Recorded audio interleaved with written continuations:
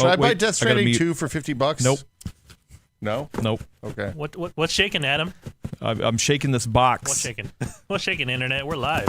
What's in the box? Well, I hope it's nothing fragile. Let's hope so, too, because it's something I'm very excited about. Is it crystal? Is it your crystal goblet? No. Do you have a pimp cup for the podcast? No. That's the thing people do still, right? Maybe. Yeah. Hello, welcome, everybody. Welcome. This is the pre-show of The Full Nerd. We will be talking about DIY desktop PC news this week. Really? But first off, I have a box. I just got it, and I'm so excited about this. Can you guess what's in this box? It says it has FedEx inside it, so I bet it's the entirety of the FedEx organization. Okay. Brad, what do you think? If you know me and you know I'm very excited about things, what could potentially be in this? This is something that hasn't been released in years. Oh. Ooh. Or I'm sorry. Let me do this. It's something that hasn't been scented. Something that hasn't been remodeled. Like I've used this thing for over a decade of my life, but it hasn't really been remodeled. Is it Oreos? And it finally has been remodeled. Is it your microphone? No. Is it your headphones? No. This is going on decades. Is it a mouse? Croc. No. Oh. People are saying either cookies, floor candy, floor USBs. What Come else on, is is this something very near and dear to my heart? Naruto figurines. No. What do you from Mikey? Mikey. What do you really love? It's hard to say. Yeah. What touches you number inside one, your heart? It's computer hardware.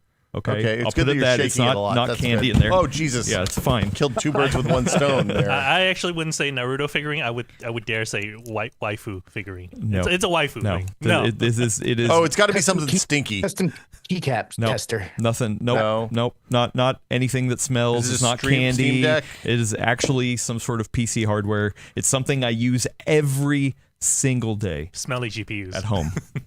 At home. Not here. Is it your headphones? Nope. Ooh. Some people are getting close. Sound card. Ooh, that's close, but no, not. I love. There we go. $60 Codger. Got it right. It is a trackball. I've got the brand new Kensington trackball here. I am so excited about this. Man, look at this. $60 Codger. Oh, that's Matt. You get all the points. This is the brand new Kensington Expert Mouse TB800.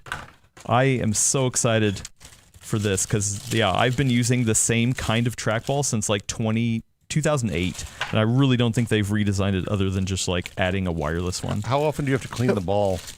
Oh, look at that. A pristine red ball. Oh, That is pretty. Oh, that's pretty. Oh, it's so good. Does it have a micro pattern on it? So do you use trackballs for ergonomic reasons? Just preference? He just likes handling trackballs. Feel that. Oh, feel Brad. that.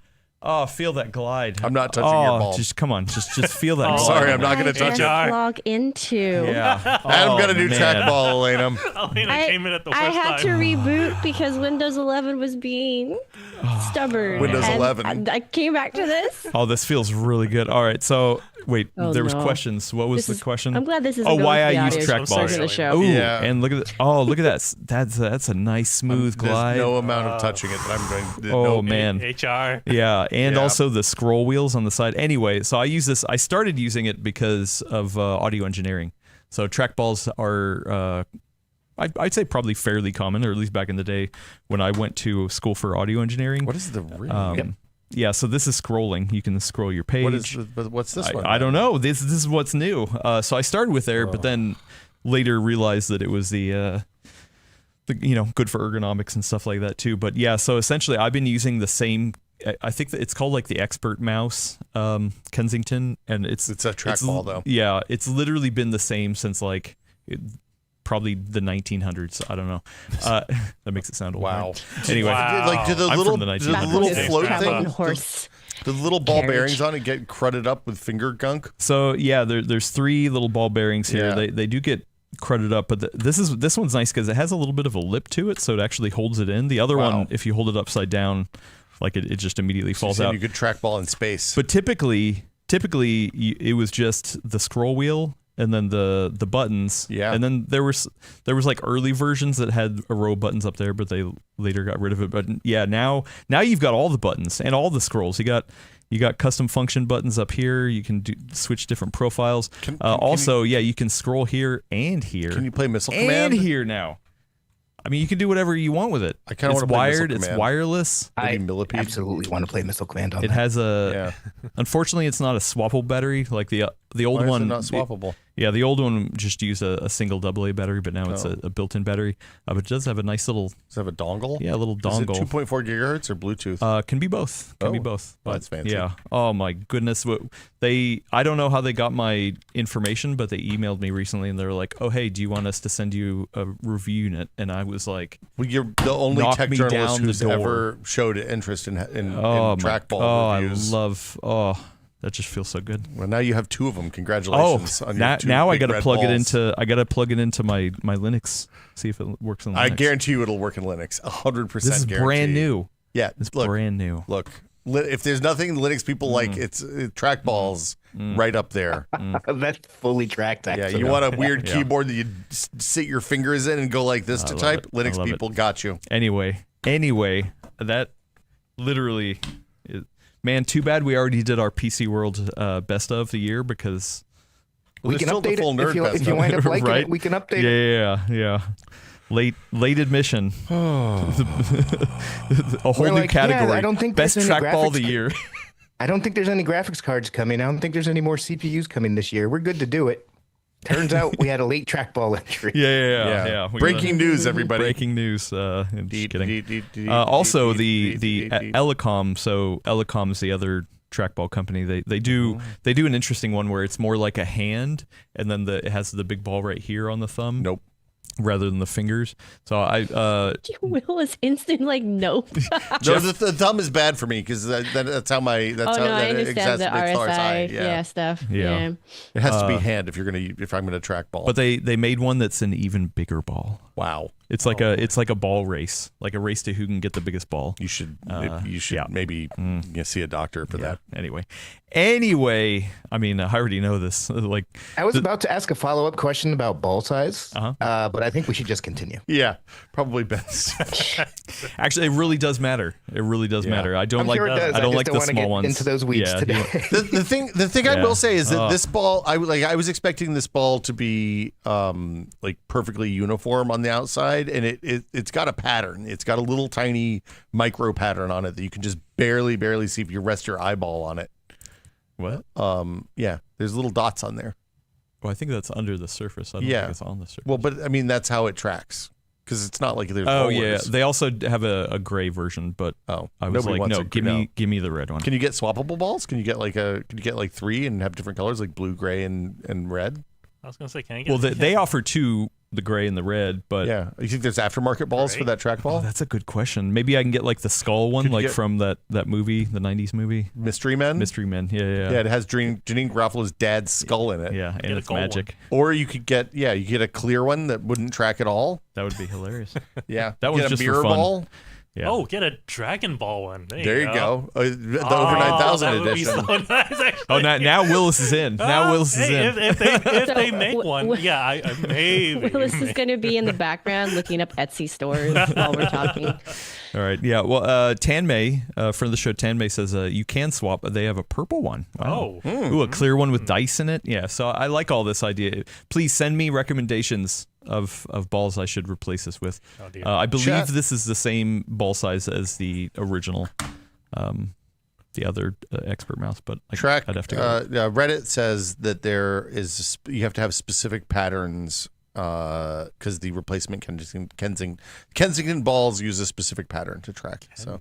Okay. It's so strange to me that companies sleep on this kind of thing, where it's very obvious that people probably would buy accessories for things, for their peripherals.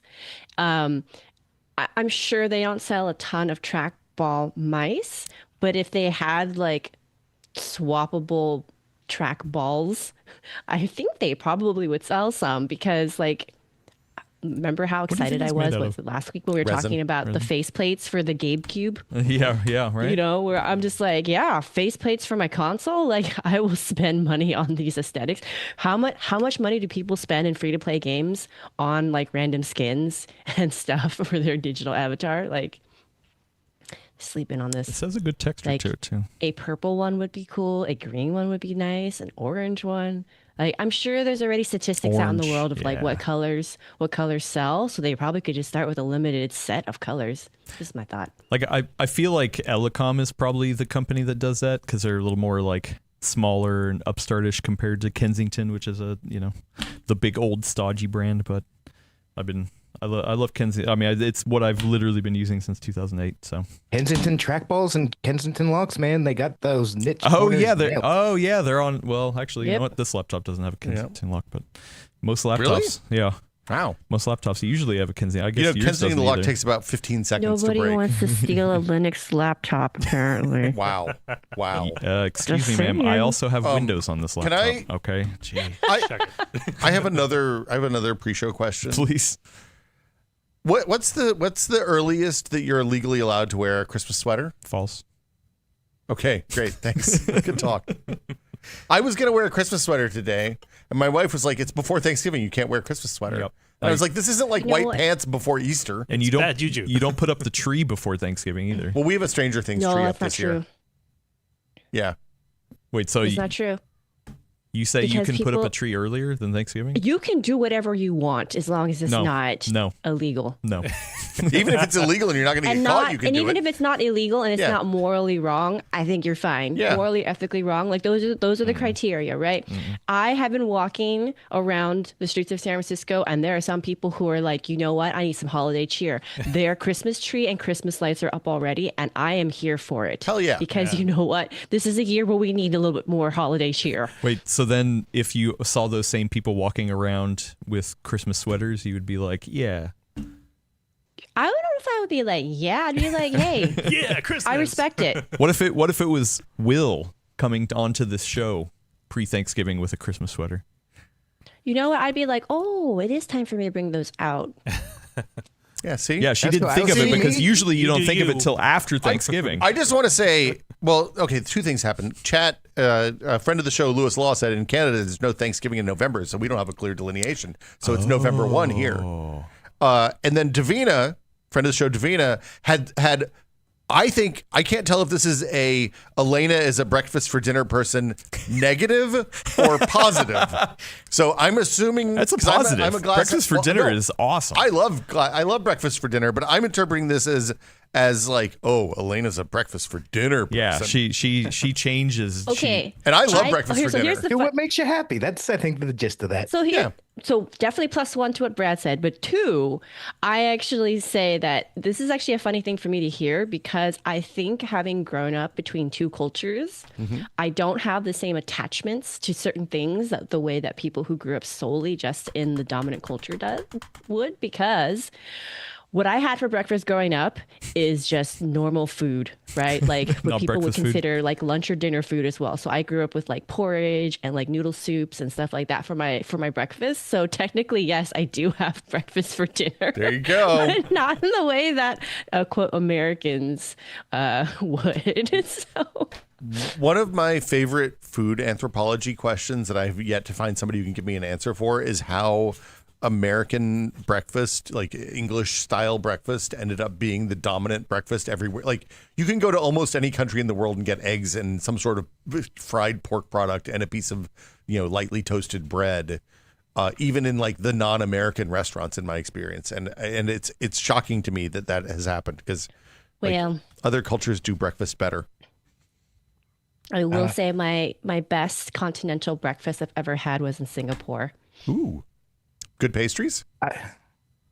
Good everything. Okay. I will say I never answered the original question. So if you showed up in a Christmas sweater, Yeah. wouldn't bother me, but I would silently judge. Yes. It's a day or two too early for me. Yeah, Good to That's- know. That's way too early. Good to know. Oh, hey, I plugged it into this Linux Fedora. The trackball works. USB stuff works. Look at this. Do you not listen to the hottest Linux podcast on the planet right now? The Diaries? Diaries? Yeah. I don't know, man. USB. It's brand new though. And Linux go together like peanut butter and chocolate. This is pre-release hardware. I wouldn't think It's Linux would be ready. Yeah, but look, it's working and it's so smooth. Oh. Do all those buttons on the top work? I guess we would have to Can you scroll? That should be right click. Scrolling works, yeah. Yeah. Does the other scroll, the side scrolls? No, because I think you have. Oh, whoa, zoom! Oh, that's zoom. Okay, wow, that was defaults extreme. to zoom. Wow, that was not good. Don't do that again. That was unnatural. I love how even though it's digital, like the zoom is digital, like we are still such physical creatures that Adam's instinctive response was to back up. Like he just was like, "Oh, it's too close." Yeah, it was wild. Willis started a poll. Okay. And one of his answers is no, it'll thaw Mariah Carey faster. I'll say that only because he hates Mariah Carey. What? You hate Mariah Carey? Look, last week my neighbor just suddenly blasted Mariah Carey's "All I Want for Christmas" like really loud, like to the whole neighborhood, and I'm just like, why? Like it's okay that you play it, but they blasted it, and I'm just like, I'm not ready for this. So in Fortnite, Mariah Carey begins life in a giant ice block that they thaw every year. Yeah. Really? Yeah. She'll show up after the event this weekend. Oh, wait, hold on. What day does that event start? Well, this year it's after Thanksgiving. They had contractual obligations with the Walt Disney Corporation to run a 28 Days of Simpsons event where you can fly around in Springfield in Fortnite right now, drive around and go to Mariah Evergreen Carey Terrace. Can't show up. I don't think so. There's no crossover with Springfield. I thought that's all Fortnite is just crossover. Like there have to be lines someplace. She's not a cartoon, man. This ain't chaos. Yeah. Wow. We live in a society, Adam. That's true. All right. Okay. That is 100% real, Dionis. Mariah Carey last year was in a huge block of ice, and also Snoop Dogg was there wearing a Santa Claus hat. This scroll is really good. Man. I will say that I don't know how many people will get the reference for who are our international audience people.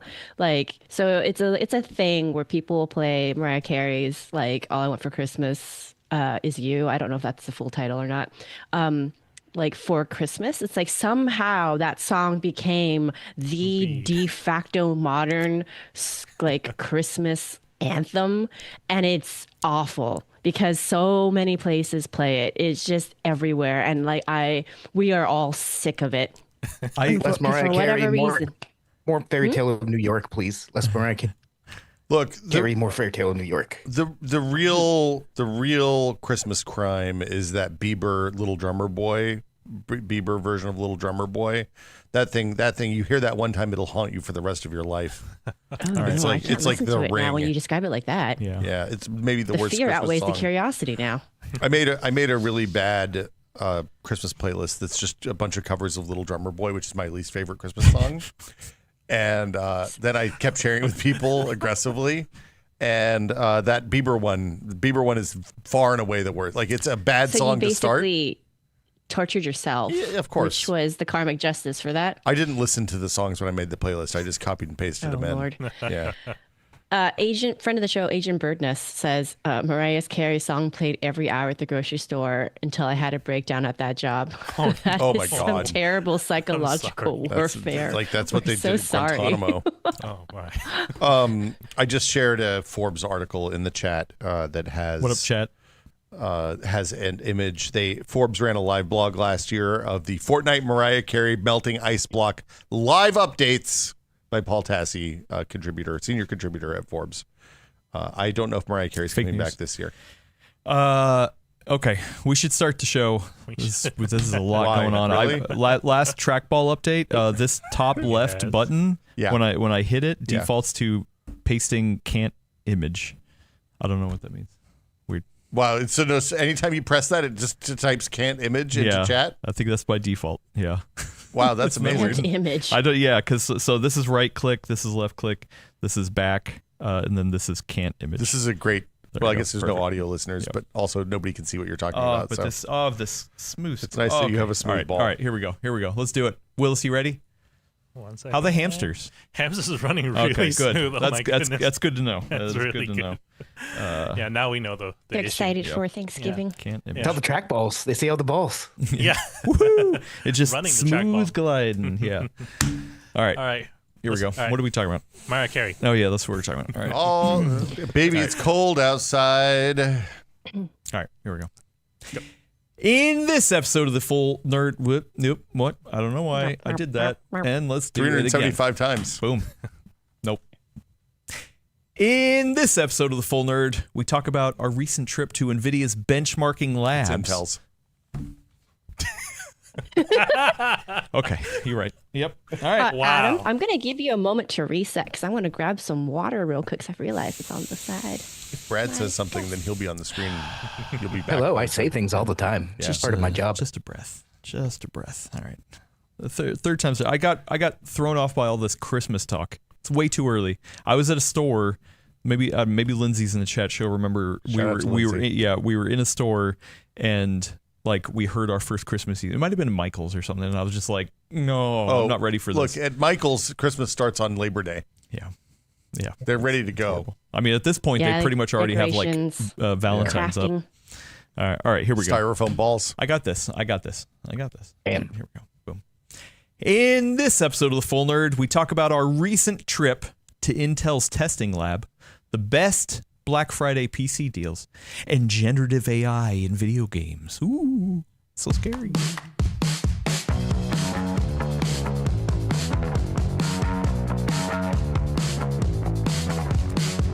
And welcome to everyone to episode 375 of the Full Nerd Podcast, PCWorld's podcast about DIY desktop PC hardware. I'm your fill-in host, Adam Patrick Murray, but I am not alone.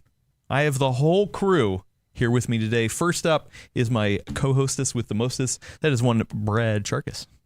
How's it going, Adam? I'm loving being able to hear the intro music with the new stream machine. Boom. So, Nice. let's go. Boom. Fixed. So many things might be fixed with it. We'll get to that in a second. But next up on the line, remoting in from an undisclosed location, is one Elena Yee. Hello, Elena. That's me. Yeah. We don't know where she is. Who can say? Me neither. We have no idea. Somebody who's sitting right next to me in the physical flesh that I can tell is right here with me, who loves Christmas. It's one Will Smith. Welcome to Earth. You know, I like Taylor Swift. I grew up on a Christmas tree farm. What? Yeah. Did you not know this? Did she really say that? She grew up on a Christmas tree farm. Really? There's a song. Is it real? My understanding is that, yes, it is real. Okay, that's weird. I'm not I didn't know really that you could grow up on a Christmas tree farm. Well, it turns out you can put a house anywhere that there's, like, if there's Christmas trees that are for sale and also a house there, that's a Christmas tree farm. Well, I guess, number one, I just always think of, like, Christmas tree farm just is the woods. Yeah. So I was just saying you grew up in the woods. So you go out. So you're saying as a child you went out and stole a tree? Well, no, it's like National Lampoon's Christmas Vacation. Yeah, the family makes a trip. Gordon had done that with his kids Gordon too. famously stole trees. Yeah, yeah. no, that's true. He would pick them up off the side of the freeway, is my understanding. So if it was an actual like factory farm of Christmas trees, then like she didn't live on the farm. There are definitely I think farms you can live on. Yeah, The place where I used to live, we were like a 50-minute drive from any big cities. So there was like it actually on the side of a mountain, like a really nice family that kept its own Christmas tree farm going on the side of the mountain for generations. Yeah. Had like a cabin, like grandpa dressed up like Santa Claus. It was great. And their house was on the farm? Yeah, and like the back part of it, just like, most other farms. When I was 5 years old, my dad planted a bunch of unpopular Christmas trees and was like, this is how we're going to pay for you to go to college. And then over the next 10 years, they grew. Yeah. So there's popular varieties of Christmas trees, and then there's the long needled ones that nobody wants because they shed a bunch of needles in your house. Mm-hmm. Those are the ones that he planted because he didn't really do his market research, and also tastes changed from like 1980 to 1993 or 1990, whenever it was. But anyway, people came out to our house and were like, hey, we would like to buy a cheap Christmas tree and cut it down. But then they started cutting it down. They were like, no, I don't want to cut this down. This is hard. Do you have a boy that can do that? And guess who the boy was? Boy. Yeah, it was me. Boy. Speaking of boys, we got one Willis Lai controlling verticals and horizontals. Hello, hey, Willis. You can call me Saja Boy. Saja, there we go. One of the okay. You still need to watch it, Adam. Watch it for you watched it. Oh, I've watched it twice now. Twice? Yeah, Okay, good. I've watched it multiple Yeah, times. there you go. Now, Awesome now movie. we can join another boy band. What are you talking about? Yeah. Love my goodness. Well, What? Love it. Have you seen the K-pop thing? The K-pop thing that they're doing on Apple TV? K-pop Demon Hunters. No, it's a no. That's on. Have you seen that thing? I haven't yet. See, he's the one who hasn't It's seen like they're taking K-pop stars and they're pairing them up with like English-speaking pop stars, and they K-pop up their classic songs. Yeah, I'm waiting for Dana to come back. Oh, really? I just saw the trailer. The trailer was I've great. watched a couple of. I saw Psy jump up and there was an explosion behind him. I was like, I'm in. This seems good. Yeah. Anyway, we're not here to talk about K-pop. We are here to talk about PC hard. We got a little sprinkling of news, a little stuff. Okay. I realized that we should probably also address the whole NVIDIA driver thing. First up, it's not an official thing, but yeah. So, did we write about this on PCWorld where Microsoft pushed out an update that kind of hurt gaming performance? Yeah, yesterday or the day before. Okay, and then NVIDIA now has a hot fix that hopefully brings back the gaming performance. What's the TLDR on this story, Brad? The TLDR is that a Windows update severely tanked game performance on a lot of different cards, not just NVIDIA cards. It appears to be a Windows thing. NVIDIA has put out a hot fix that, it'll give you a 50% performance increase in some games. It's that bad of a problem. Holy crap. Download and install that. Yeah, I'm sure there's only a handful that's going to be 50%, but yeah, check that out. I'm sure it'll be in the next major driver release. So I wouldn't necessarily do the hotfix driver unless you're having issues. The Reddit article I read about this, the Reddit post, somebody said that they went from 190 frames a second to 130 in Battlefield 6, which is some of them are bad. Crazy drop. Yeah. Yikes! Look at that, Microsoft doing the great work of forcing gamers over to Linux. Good job. No Battlefield 6 on Linux. Where you can play Battlefield 6. Yeah. True. Well, or you could just stop playing Battlefield 6. Secure Boot's working again. That's great. How does this happen? Did Microsoft not talk with the GPU makers? What was the actual issue? Do we know was it like a Nope. No. Whenever there's something like this happens, everyone stays quiet because that means it's usually Microsoft. So there's a great discussion that was happening yesterday, I want to say, in Discord. So we have a Discord server. If you haven't joined, it's a great place to be. Everyone's super chill. I had actually asked, I was like, hey, have people been noticing if Windows 11 has felt buggier for you lately in the last month or so? Because I've been noticing more freezes and weirdness. And, there's some dark part of my brain is like, oh no, have I been hacksorted? But, realistically, it's probably just the operating system. And people said, yeah. And so somebody mentioned they're like, we wonder if Microsoft is starting to use AI to help with the coding. Because that might explain why it's starting to feel a little buggy and weird. And then someone else actually said they're like, maybe somebody fully leaned into it because management said they had to try it and they're just waiting for it to go downhill so it completely changes company policy. And I was like, oh, this is definitely one for the malicious compliance subreddit. If that's true, I love it.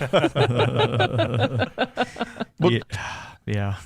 I just over and over again. For the record, I'm not saying this is actually what's happening, but I do love that this is the lore that we are creating around it. Did you see the thing that Pavan Davuluri said on X the other day? There was a thread about how kind of busted Windows is about this in general, and he came out and responded. He's one of the Windows leads. Oh, okay. I was about to ask who that is. And he said, hey, I'm responding here, and I think it applies to a bunch of the comments that people have made. I mean, a lot of comments, smiley face. The team and I take in a ton of feedback. We balance what we see in our product feedback systems with what we hear directly. They don't always match, but both are important. I read through the comments and see focus on things like reliability, performance, ease of use, and more. This could have been any comment from the last 20 years. But I want to spend a moment just on the point you're making, and I'll boil it down. We care deeply about developers because the original comment was developers don't feel like they're being supported by Windows. We know we have work to do on the experience, both on the everyday usability from inconsistent dialogues to power user experiences. When we meet as a team, we discuss these pain points. I think he means pain points, and others in detail because we want developers to choose Windows. We know words aren't enough. It's up to us to continue improving because this was in response to somebody who said, hey, Windows is just busted now. Everything is the same thing you said. It feels bad to use. And yeah, the thing was they came out talking about an agentic future, like Windows 11, the future is going to be agents, and then the internet basically goes, "Why don't you fix your stuff first?" And this is the response to that. Phase 1 is make it work. Phase 2, the agents make it work. Add nonsense. Yeah. All right. Well, that's your Windows check-in. That hotfix is only available on their customer help site, so it's not, you don't get it from the NVIDIA app. You have to go. You have to search for it and find it if you need that. And is there any sort of AMD hotfix out? Does anyone know? I haven't seen one for them. No. Yeah. All right. Well, good job. Merry Christmas, Microsoft. Now, let's get over to this. This isn't news. This is a trip that Will and I took. Willis and I went on a plane. Yeah. And we flew up to Portland, Oregon. Yeah. I've actually the first time I've ever been there. Really? Yeah. Portlandia. I've been to Oregon, but not to Portland. Oh, Portland's great. Yeah. That's amazing. And actually, we went out to Hillsboro, where Intel has a very large campus. Actually, a couple campuses out there. They do some fabbing. We didn't go to that one. We went to the Jones Farm. Yeah. I think is what the thing is called. It was, number one, it was huge. Like, it's like a big U shape, and we were able to stand at one end and look all the way down the hallway to the other end. I think they said it was like a quarter of a mile or something. And I was like, I've never looked down such a long hallway. Wow, that is a long hallway. Yeah. What do they use it for? Walking. There's not like were there like foops or anything? No. This is just like business building, just cubes and office. Well, that's less cool. Office stuff. Yeah. Yeah. It's a really big, wide campus. Not that tall. It's only like three levels. That's about it. Okay. Yeah. Did you have to put any special clothes or anything? No. Did they make you put on special booties or a beard net or anything? Just for fun. Okay. Yeah. Not because we needed to. Okay. But we're like, hey, let's get in a bunny suit. No. So we were invited along with a select small group of media to come meet with the performance benchmarking, or I can't remember. It's like the Performance PBT? Lab team. PLT. Yeah. So essentially, they do the internal benchmarking for the company, like when either they need to know how things are running, but then also need to make a reviewer's guide or marketing materials, things like that. So essentially, this was, hey, meeting the people behind how they benchmark. The goal was twofold. Number one, they wanted to get feedback on how we use benchmarks. And the other people that were there as well. We were actually paired up. It was very small. There was only 2 outlets per day, and it was 5 days. We were paired up with Mike, the owner of Hardware Canucks. So the session was essentially just us and then Intel. So they were looking for our feedback on how we use these numbers and how we benchmark, why we benchmark, all that kind of stuff. Did you tell me we use the numbers to make people angry on the internet? Yes, exactly. Okay. And then I also on their end, like we were giving them feedback on, like, hey, this is like what you should include in the reviewer's guide and stuff like that. Like it was interesting. I mean, like I said, it was only Mike and myself, so it was interesting to hear his take on reviewers' guides.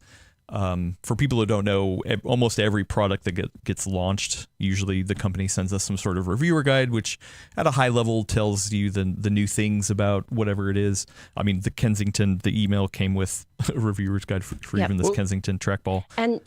And to be clear, a reviewer's guide is not the company telling you how you should review or how exactly to do the review. It's more of a sanity check, right? So that way they will say like, oh, we got this score in this benchmark. So that way, if you do the same thing, you can kind of like sanity check to make sure that you're actually getting what they would expect to see in performance. And then you can go off and do whatever you need to do for your review. Well, funny you should bring that up, because they were saying how they get a lot of feedback of people saying that they think this is them trying to push stuff on reviewers, and they get a lot of negativity around like what's included and how it's worded and stuff. But like I told them, I was like, I never feel that way. I mean, I obviously learned from Gordon and everyone around here, and yeah, we see it as like it's a tool.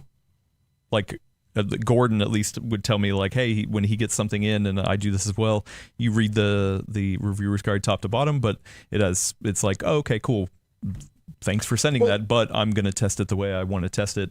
And the sanity check numbers are there on the CPU side specifically. I use the sanity check numbers, and I know Gordon did too, to load up those benchmarks, run them in the same way that they ran the sanity check numbers, and as long as your numbers are the same, then it's like, okay, cool, there's nothing wrong with this. I can go test it the way I want to test it. Yes. And that's not to say that you can't comment on it, right? Like, I'm sorry, I know I'm segueing a bit, like a tangent here, but it's like, there's a lot of talk around this, and I think for people who aren't used to the process, they interpret it as being told how to review because they don't understand this, like this kind of, there's always been historically this delicate dance, right, between the company and the reviewers when you kind of like, I guess for lack of a better word, collaborate in a manner, or at least interact, right? Because it's their job to put their stuff in the best light, right? But it's not your obligation to take it the way they hand it to you, right?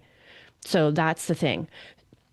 You get these numbers, you're like, oh, okay, I know what they think the expectation should be. What am I getting and why do I think it's happening? And, so on and so forth. And you can still comment on that in your review. And honestly, a good reviewer will. Like, I've had to do this before. Like, I've gotten bad review samples, right? Or I have ones that didn't perform and the company's like, well, they're going to frame it as, oh, that's a bad sample. Test this other one. I get the expected numbers. Great. I'm still going to put it in the review that, hey, I got a sample that did this. I did get another one that did the other thing. You take that information for how you want to interpret it, right? The company has said X, Y, or Z about that situation. The classic example is like motherboards shipped with rebar off for a long time, right? And when NVIDIA shipped a video card that expected rebar to be on, you saw real weird performance discrepancies when you tested that card. So it's why those sanity check numbers are actually useful. It lets you know that there's nothing wrong with your configuration, that you haven't set up your machine incorrectly to test the hardware. Because the worst thing you do, I mean, we had this happen with actually the last set of Ryzens, right? We did the whole benchmark run, and we got the numbers, and Gordon looked at them and he's like, hey, your Cinebench score is like 10% low. And we thought we had done something wrong on the test bed. And then it just turns out that AMD had done something wrong with their testing process, and we were doing it right. But we had no way of knowing that because like everybody's embargoed. We're not talking to other people about what our numbers are. The only point of reference we have are these. Here's what we get when we test. And the nice, I mean, yeah, they absolutely are. To Elena's point, they absolutely are marketing numbers. There's a reason we don't just take the numbers in the reviewer's guide and run those as our own benchmarks. But at the same time, it is incredibly useful to know when they run this on the exact same motherboard, with the exact same memory timings, with the exact same SSDs, here's the performance that they're seeing out of these parts. And the thing that's changed, the thing that's happened over the last 20 years is that those reviewers' guides have evolved from make sure you have this version of Windows and this chipset driver. And I mean, they didn't even have this chipset driver in the 90s and early 2000s to now it's a 45-page document that's like, here's all the new stuff that we've added. Here's all the features that we've added and all this. It used to just be, here's the settings that we used. Here's the versions of the different things that you need to know about. And here's what we got on 4 benchmark numbers. And it would be like a one sheet. Now it's like a 35-page document, which is kind of excessive if you ask me. Well, and yeah, that was my feedback to them is like, oh, most of the stuff in the CPU benchmark, we were talking about mobile and desktop. Desktop, I think, is a lot more clear cut because you can literally just test that chip in a vacuum, where the mobile stuff is a little more complicated because like, okay, well, what are you testing? Like the same chip could perform different in one laptop versus another. So that's a whole other thing.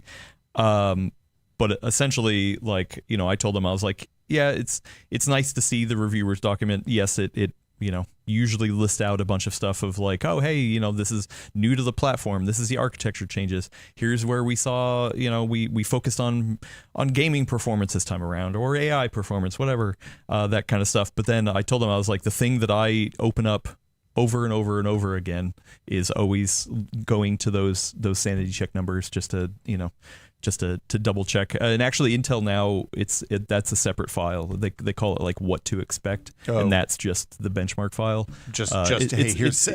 It's also in the main reviewers guide part, but it's just a lot of different stuff. Well, it's funny because like CPUs, Cinebench, and this is a thing Gordon talked about a lot, is Cinebench is incredibly reliable, both single-threaded and multi-threaded, as a hey, is my memory is everything right on the system? The Cinebench number will be the same across motherboards, different motherboard vendors. Like you can see a little bit of change on RAM timings, but it's basically CPU perf. And there's not as much of an equivalent on GPU side because the stuff that's tested in video card benchmarks is because frankly games are complex, I guess.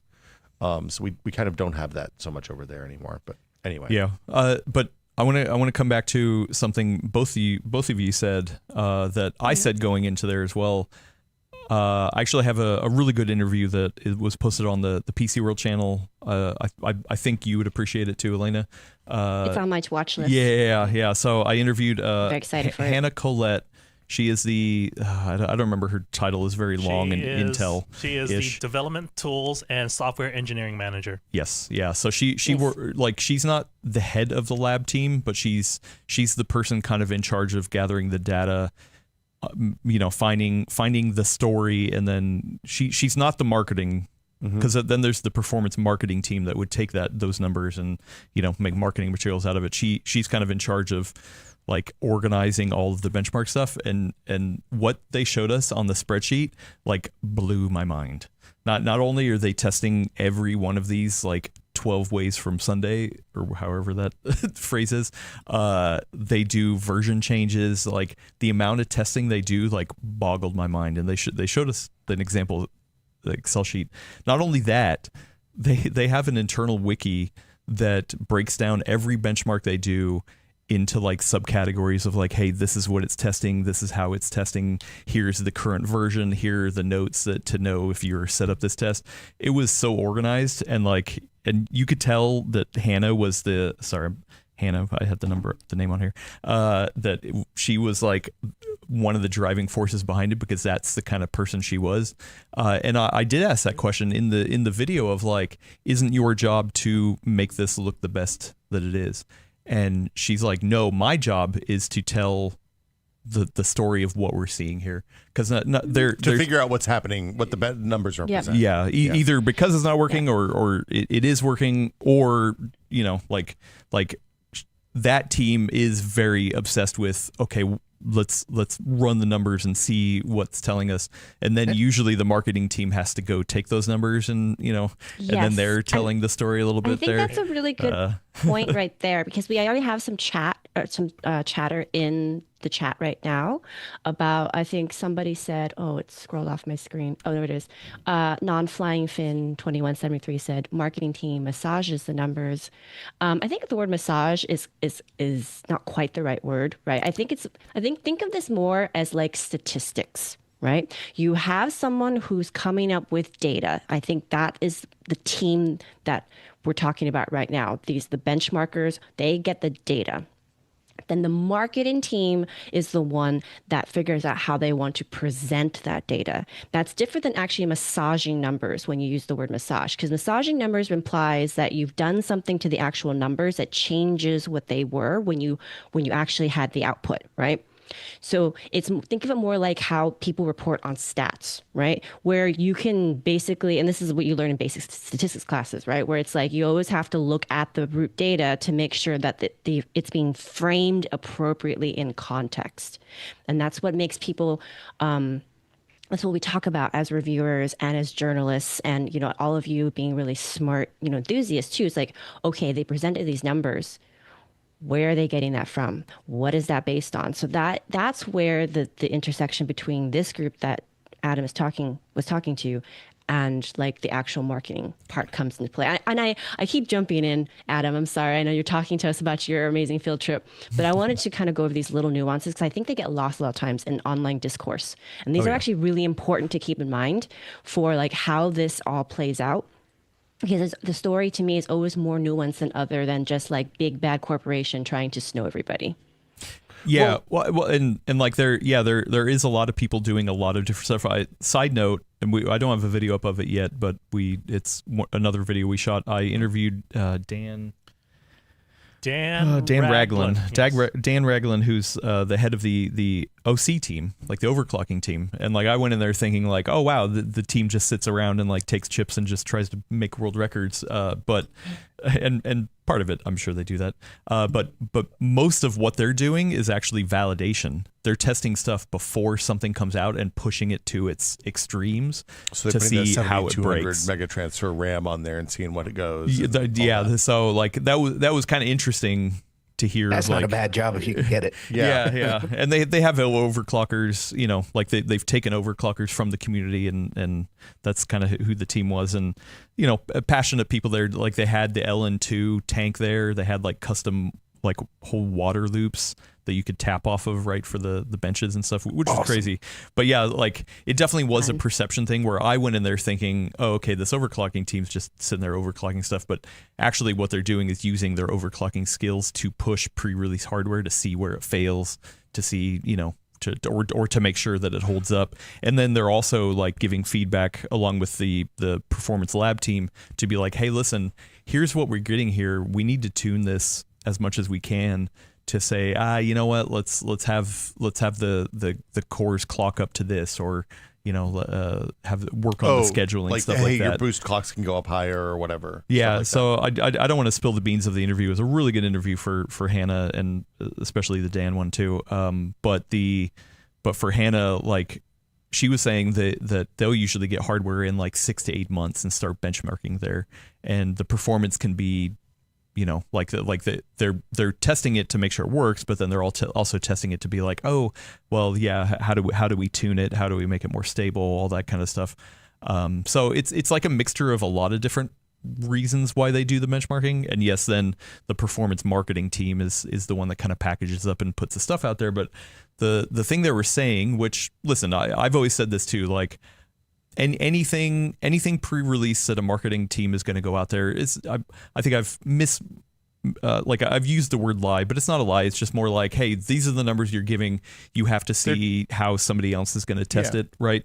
But she made a good point. She was like, it does us no service to put out wrong numbers, because somebody can go test that and then see that the number is wrong, then it's like, okay, you're caught. So it happens, and obviously. But for publicly traded companies, if they publish wrong numbers that people can't replicate, it's actionable from an SEC perspective, and that's happened before. Like they've gotten fined. Yeah, it's like a crime. Yeah, for publishing false advertising, false marketing data. Actually, I did one of the last questions I did ask her was about lawyers for Gordon. Oh, really? Yeah. Okay. I'll save that one. Save that for the. Yeah, save that one. But yeah, so like, I mean, it's important that we do the jobs that we do, but also I think it's important that they're doing the internal testing. And like I feel like there's a narrative around, especially the Ryzen 9000 launch, where yes, there was some stuff that went obviously wrong. The numbers were off. AMD did come out and say, what they think the scheduling stuff was. They tested it in a way that normal people wouldn't use it. So yada yada. And a lot of people were like, wow, the people in those benchmarking labs, they have no idea what they're doing, and just a lot of attacking stuff like that. I guarantee you, or at least these people do care. Like they are benchmarking, they are testing, like what they're seeing. Who knows? Will they lie by? Somebody said like lie by omission. That is another form of lying, sure. But also, like I can imagine from the inside that they want to try to present stuff in a way that makes sense. Yes, they're going to tell a story, because every company has a story they want to tell with like, oh yeah, this is what we focused on here and there. But when it comes down to the hard data, like the data is the data. Yeah. So. That's how it should be. And that's exactly why they exist, to make sure Intel knows what they actually have and how they do it. Like, yeah, this is all great. Yeah. Sorry, real quick. Willis, you had something? Yeah, I was just going to say that, I edited the video of Hannah that just got pushed out. I don't think I incorporated enough B-rolls of the whole Intel Wikipedia and the spreadsheet, but it was very thorough, very detailed, and I kind of wanted to know her secret of how does she keep it so well organized. And you can tell, as we were talking, like she's really passionate about what she does, and that's the whole thing behind. And it wasn't just her, like all the team people. Yeah, exactly. But also it was funny too because there was arguments between some of the team members arguing about benchmarks and how you run benchmarks or usefulness of benchmarks. We got into this whole side conversation that we probably could have spent like hours on that we didn't, about Shadow of the Tomb Raider, because I know you feel really strongly about Shadow of the Tomb Raider. I feel very strongly about it, and we're actually opposite. I think it's in that room, useless benchmark at this point. It's like a 10-year-old game almost. It's ridiculous. In that room, we had that same exact argument, and so it was fun to see them have that same kind of like argument of like, oh hey, here's how you should benchmark something. But at the end of the day, obviously you want to be, transparent about how you did it, why you did it, all that kind of stuff. So it was super interesting. To just tack on to what Will said, I think sometimes, and I don't think it's the people who are listening to us right now, but I think it's more like sometimes we get people who drop in and they'll say things like, "Oh, you're just being apologists for these big companies. Why are you on their side? They're not doing anything for you." It's more nuanced than that. You have to understand too that when they do these numbers, it's not just for their marketing team. It's also to arm themselves with knowledge so that if problems come up, they know how to address it and they already have that information at hand, because it's going to actually be worse for them if they're not prepared, right? Like, let's take the overclocking team, for example, right? If they're not having people try to break their products to see how they can be broken, that means that if that happens in the wild once they launch, they're going to be that further behind in being able to supply their customer service team with the right answers, to be able to know how they're going to handle, is it going to be a recall? Is it going to be some kind of like patch, that kind of thing. And it actually delays the process and it makes it worse for the customers. So they actually also have a vested interest in being prepared. Does it mean that they can also use some of that information for their marketing and to put the marketing in a certain light? No, of course it is. Those aren't mutually exclusive, but it doesn't. But again, because these things are not mutually exclusive, it doesn't mean they can't have good reasons for doing some of the things they're doing. And also, I'm just jealous. I wish I could have gone to that. I know. No, it was a great time, and like the feedback that I gave them too is I told them, I was like, listen, one of the things about Intel is that from the outside it looks like the Borg. Right, it's like this huge, faceless, nameless organization. Just like, oh, there's who knows what goes on behind there, right? Like aside from Tap, who people love when Tom Peterson comes on and chats with us. For the most part, Intel's usually kind of like a black box kind of thing, and so this was something different for them to say, hey, you know what? Come meet some of the people behind the scenes. And like for me, I appreciated it. Number one, to be able to have these frank conversations, give feedback, both ways. But then also, especially for the videos, and I really hope more people watch it, is that like seeing more of the people behind the scenes, of like, hey, there's a lot of people here doing a lot of stuff. We did see like the lab area there. There were people like literally sitting there on the table with laptops and desktops. We couldn't film in there. Because maybe there was hardware that was being tested that's upcoming. But like they were literally sitting there running the same kind of benchmarks that I would run, or like the test bed for the, what is that called? The open test bench. Oh, the benches. Just like, wow, these people, it was interesting to see this huge team doing all this stuff. And real quick though, and the last thing, I want more people to see this kind of stuff. I think it really behooves not just Intel, who has this large conglomerate problem, but any company. The more any company can be more transparent and like have more people out there, the better. Anytime they're willing to give us access to the people who are actually doing the work. Like the thing I'm most jealous of is that these folks get 9 months to benchmark this hardware.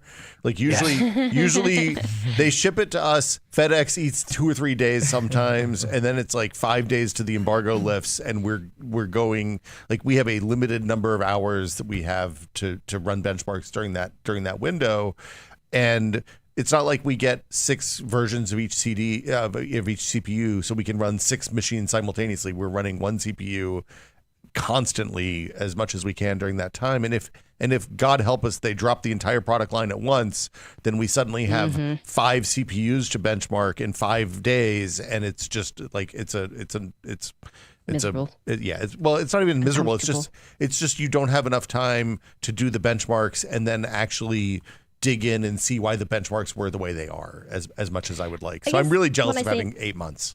That would be when great. I say miserable, I mean like there's that emotional misery of being like, I can't do the job that I want to do because I don't have the time. Yeah, and once again, I mean, one of the big things that I got into too is like, I think a lot of people who test out there.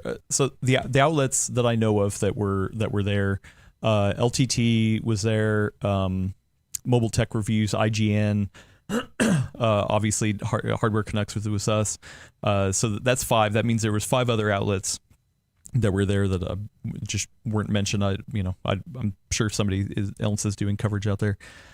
So maybe we'll see it pop up. But like it was a small subset, and I was actually kind of bummed it wasn't more people who have less experience with benchmarking, because I feel like the conversation, like I've been able to learn from some of the best in the room. So like, yes, we can have some of these philosophical debates, but I actually think a lot of the people who are newer to benchmarking, that's the people who you got to get to understand why you're benchmarking something, what you're looking for. Like other than just like running a thing and then giving a number, sure, that's beneficial to some people, but you also might be missing the nuance of why you're doing it, or the whole argument of Shadow the Tomb Raider, like that kind of stuff. Like is it why what are you testing and why are you testing it? Isn't so the really funny part about this is it circles back to what we were talking about to begin with. Good review guides are worth their weight in gold.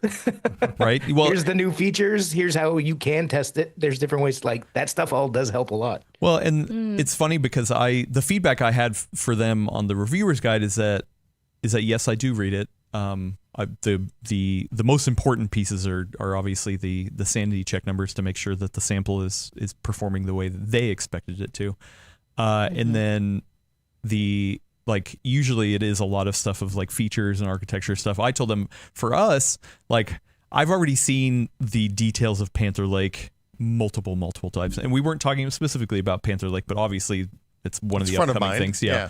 And so I was like, I've already been to that ITT thing, been to Computex, like I've been multiple chances to learn about the architecture. I've probably already seen these slides way too many times. So it's actually not valuable for me, but for somebody who hasn't been to all that stuff, or is like I said, maybe more newer to benchmarking, that stuff probably is more beneficial. But then they push back with like, yeah, but a lot of people think that we're putting the information in there to try to influence those kind of people, because for us, we're going to test it the way we test it. Like, and we have, like the weight of the whole team behind us, like an individual benchmarker out there who, maybe is like, oh, sweet, I got on the review sample for this new CPU. Like, yeah, they might get influenced by that. And so how do you mitigate that? I think, honestly, this whole reviewer guides are trying to influence reviewers thing. There are some examples of that. Like, I always look at reviewers guide and marketing materials, kind of like when I fill out my self-review for my boss. Like, obviously, I'm going to leave the crappy things out. 5 stars across the board. Yeah. Better than expected. Yeah. But I don't think it's an issue. Like, I think the issue is a social media issue more than an actual issue. I think that now we have so many more sites that have access to these materials and might just be 1 or 2 person operations. Whereas historically, this would go to the PCWorlds, the PC Mags, the Engadgets of the world. We all have the journalistic stuff baked in. We know how these work. I think a lot of people who are enthusiasts, new to talking about this stuff in Reddit, new to maybe being the benchmark around stuff like this, don't understand that nuance. And I think it's more of a social media problem than an actual problem. Well, yes. but then the other thing to consider is, just like in the enthusiast space, there's people who do ray tracing, and there's people who don't believe in ray tracing. There's people who do frame gen. There's people who don't like frame gen. There's people who like upscaling, don't like upscaling. These reviewers guides and these review hardware also goes out to the folks that were at that ITT thing, that were from like Time Magazine and these incredibly mainstream publications. And for them, like these are written for them as well, right? Like they create one piece. It's not like they write a different reviewer's guide for like the enthusiast people who actually understand how silicon gates work. and then also the guy who's writing for the Wall Street Journal, who's pretty much a financial person who also reviews 2 laptops a year, right? Reviews 2 laptops a year. Sorry, I don't mean to impugn whoever reviews laptops for Wall Street Journal. You don't mean to, but you did. Started some beef. The air quotes. Yeah, started some beef. I love Wilson. I've known Wilson for a long time. Wilson's great. The folks at Wall Street Journal are good.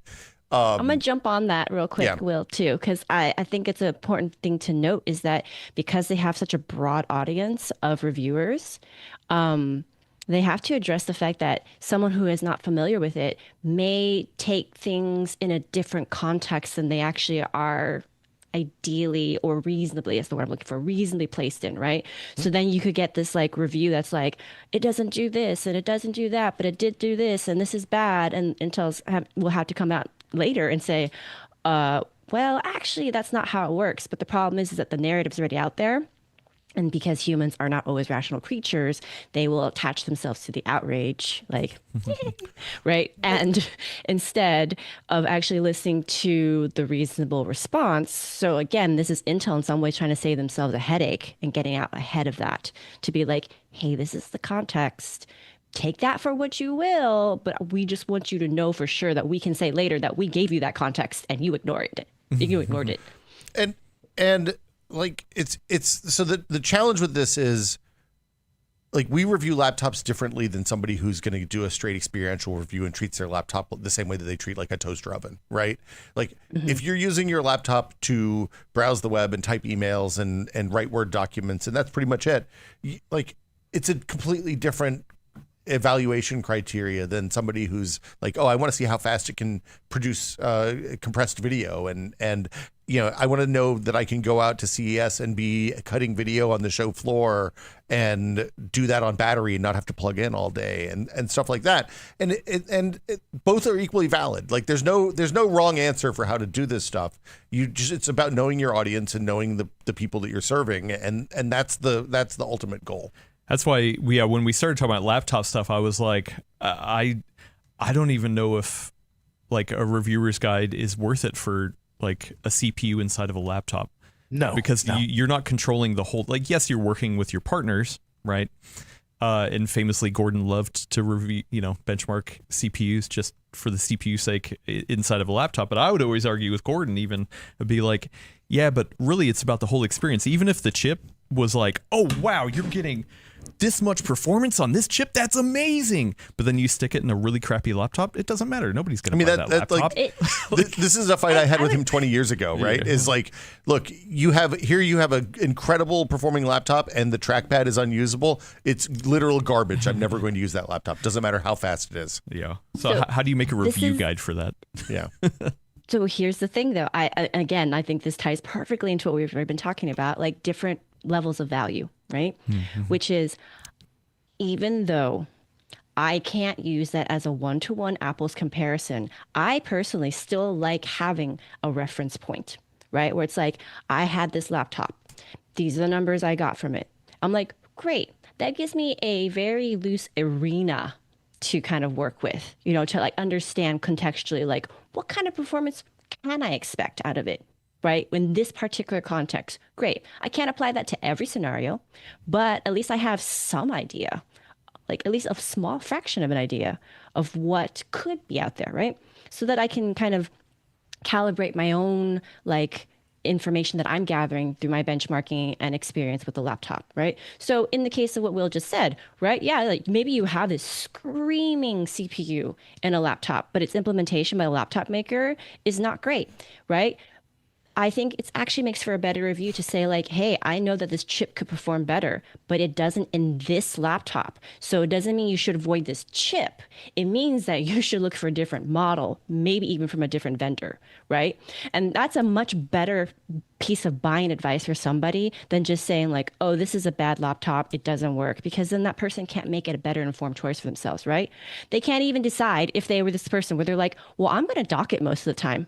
I don't care about the trackpad, or I never use a trackpad. I always plug in a mouse. That doesn't matter to me.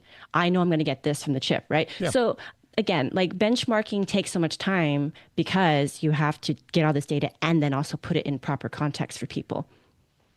That's it. And also you have to serve multiple audiences with you're trying to serve as broad an audience as you can with your benchmarks, which is why we still run benchmarks on Shadow of the freaking Tomb Raider. Well, no, actually that's not the reason. Not bitter. That's not the reason. Adam loves it. If we want to get into it, we see Lara can. Croft's hair flapping around as she gets I do. impaled. Before we move on, I do want to say one thing. I didn't know these were live yet. I'm looking forward One of to them's watching live. this. Yeah. Watching that one now and the other one later. Like just speaking as the dude who loves computers, who decided to make his life writing about computers because he loves them so much.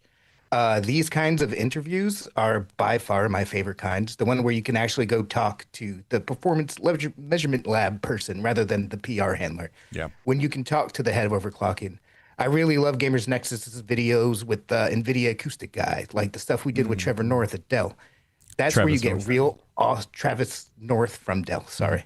That's where you get real nerdy, actionable, like interesting interviews and insights that you don't get anywhere else. So I would recommend checking it out. I'm really looking forward to looking at these. They're the kinds of things that get me most excited. And Intel needs that for sure. Yeah. Yeah. Oh, sorry, Elena. No, you first. I have a question. I was going to also say there's an interesting conversation happening in the chat at the same time. Sorry, and it's about we're not that important for us to pay attention. I'm serving multiple audiences here, Adam.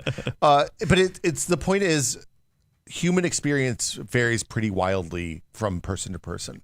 So we were talking about frame gen. Peter Jensen and I were talking about whether frame gen matters for people. And if you're not sensitive to microstutter, if you're not sensitive to frame stutter, then you probably really don't care about something like frame gen because frame gen helps smooth that out. Whereas if frame gen makes you feel bad, if microstutter makes you feel bad when you play games, you're going to love frame gen because it does smooth that out. It removes that problem. It's and just potentially. Potentially, there's such a wide variety of human experience. We don't have a really good understanding of how all of this stuff interacts with the human visual, optical, brain cortex system because it's all relatively new. Nobody, as far as I know, is doing any kind of real study on it, and we don't know how different people perceive frame rate differences. We don't know about how people perceive differences in resolution or differences in upscaling and things like that because we don't really do scientific tests on that. One of my favorite examples of this is chromatic aberration, which, as near as I can tell from talking to people who have games that people complain about being motion sick in, and talking to game developers who've isolated this, somewhere around 10% of people probably get motion sick when games have chromatic aberration turned on. If you give people a toggle for that and they're feeling motion sick in your first person shooter and you flip that off, problem goes away. But we have no idea how many people this affects. Yeah. So it's one of those things that nobody talks about. It's another one is women and men typically perceive depth a little bit differently or use different cues to do depth. Men tend to do more binocular vision, whereas women often use context clues. So in early VR days, it's one of the things that they realized about early VR games making women much more motion sick than men. And it's because we don't self-shadow faces and things like models can't self-shadow each other. So women were losing all of their depth context clues in those early VR games that were running on 970s. It's why ray traced VR games are really interesting, is because it suddenly shaves off the percentage of the population that was making them feel bad.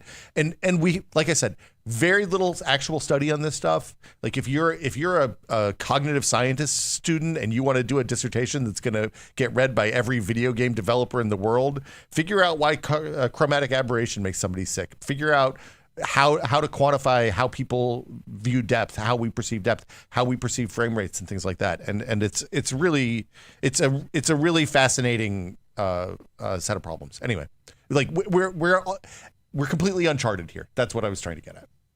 Anyway. Love it. Well, yeah, so it was... I had a question. Please. Yeah. Back to Elena. I had a question, Your question before we move on, Please. because I'm very actually interested to know this, because so you got to talk to people who were in the trenches, right? Very deep into benchmarking, what they said, 9 months of a year, right? Well, 6 to, up to 9 months. But before a launch, right? So that's a long time. Did you pick up any new tricks, tips, perspectives from having talked to them? Like, I would love to know if like anything you discussed ended up like filling out more nuance for how you approach benchmark, or have like new questions or like new things that you want to try. Well, I mean, the first one was like, number one was jealous that they have a team, because I'm like, well, I'm the guy who benchmarks. Congratulations, and, yeah, I'm the team. And I was like, oh wow, you've got dozens and dozens of people. Oh, that's great. I wonder what that would be like. No. Then the other one was like, wow, I don't know anything about Excel. This Excel spreadsheet looks amazing. Like in my past experience, I think we've all seen like Gordon's Excel spreadsheet of the benchmark stuff, and it was just like, I was like, oh no, there's no way to organize all this data in a good way. And then I saw how they organize it, and I was like, oh, okay, that's actually that's actually a really smart way to do that. Yeah. In terms of like, I mean, I think a lot of it is, I'm still so fairly new that I understand my boundaries of like yes, I know the correct way to benchmark something, right? Gordon was very good about like, hey, here's how you set up a test, make sure it's running properly, all that kind of stuff. But I still very much lack in my knowledge of, okay, but what is that test showing us? Like, what is it doing and what is it showing us, and all that nuance kind of stuff. When I saw that wiki, and I don't remember which game, but it showed us a couple games, and literally it was like, oh no, one of them was the Puja Bench for Premiere or something like that, and it broke down like per thing that Puja Bench was testing. Oh, the individual breakouts for each sub score. Yeah, but even deeper than Puja Bench shows on their site. It was like, oh hey, not only this is what it's testing and how it's testing, this is how it's like going to be affected by the hardware that we have and stuff like that. And I was just like, I was like, man, I'm still so early on in this journey that I am lacking a lot of this knowledge. I don't know if you're going to get that part of the journey unless you go work for Intel or True. Yeah. Definitely. But like, there's more that I need to learn and know. And it just got me excited, because I mean the thing is like we'll go to trade shows, or we'll talk to Steve, like I'm talking to benchmarkers here and there, but to talk to so many people who are benchmarking, it was just like, oh wow, there's so many people. I'm insanely jealous of that trip, actually. Yeah. Full of nerds there. Yeah. It was a good time. Like I said, like I think this is very important for Intel, to get some more transparency and more humanity, around what they do. But this applies to any company. So any company that would love to have us out, would love to show up, like to the point where, yeah, right. Yes. To the point where, I mean, there was like, when they first reached out about it, I was like, oh man, this is not a great time. At least there's so much stuff we need to be doing before the end of the year. Is this going to be worth it? And like it wasn't vague in what we're going to be talking about, but it was also just like a lot of like, oh no, we're just going to sit down and chat with the team, So it just like I did have to be like, oh, is this going to be worth it or not? Showing up, but like 100%. I think it was amazing. Worth it.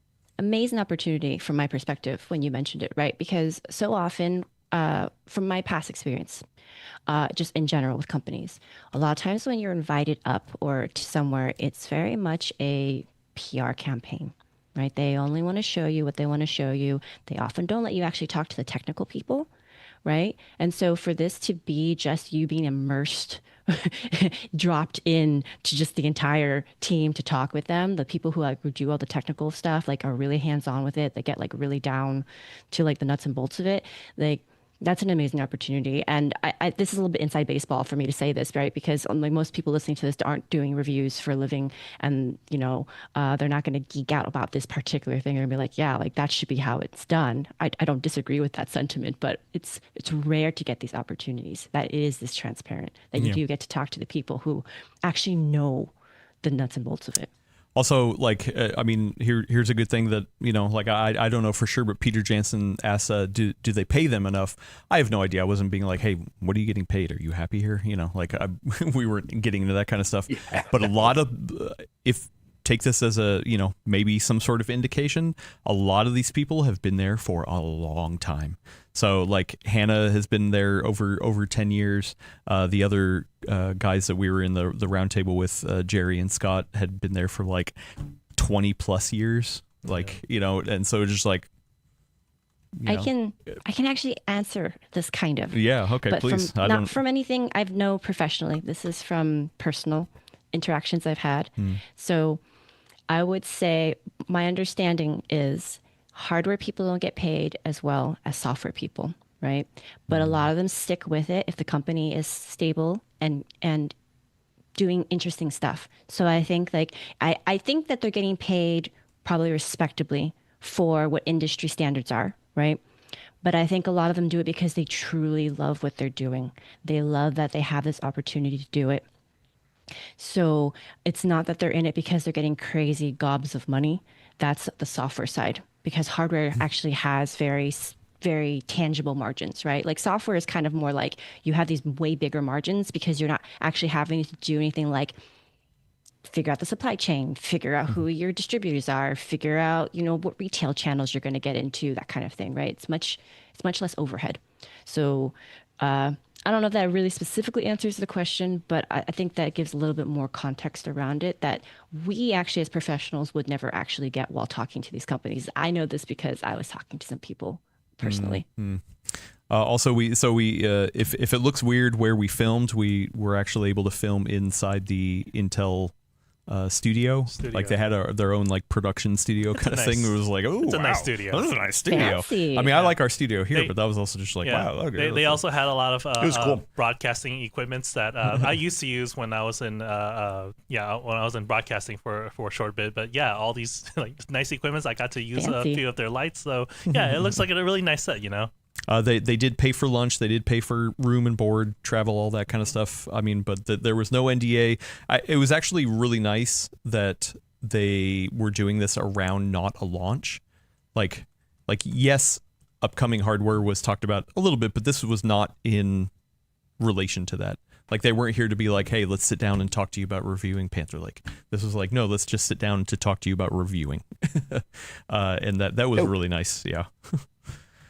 So, good stuff. Like I said, there's another video coming out of it with the Dan Ragland from the OC team. We'll probably have that Wednesday, maybe Friday. Also, we stayed an extra day to go visit one Jeff from Craft Computing. Because Jeffrey. Yeah, I'm not going to out where he's at, but he was within the area, in the vicinity, enough to go visit. So we actually filmed a couple videos at a brewery. So nice. Also another setting, different environment. Definitely not a normal setting. Yeah. Wow, they were actively brewing, and so like there was one of the videos we did where like having a really good chat, and then right at the end, all of a sudden the big thing kicks in, and it's like, and we're like, oh no! Yeah. But it smelled really hoppy. It smelled really hoppy. Really hoppy. Making Willis work for his salary there. Yeah, for my beer. That's work for beer. Also, I'm pushing to have more Intel people on, like Tap. I mean, I'm hoping Hannah could come on too. Like, I think just picking her brain about all that kind of stuff. I think everyone would appreciate that. So yeah, just 2 videos from this trip, and then I did 2 videos with Jeff, but those we're actually banking those for the holiday break because they're not around anything specific, just home lab stuff.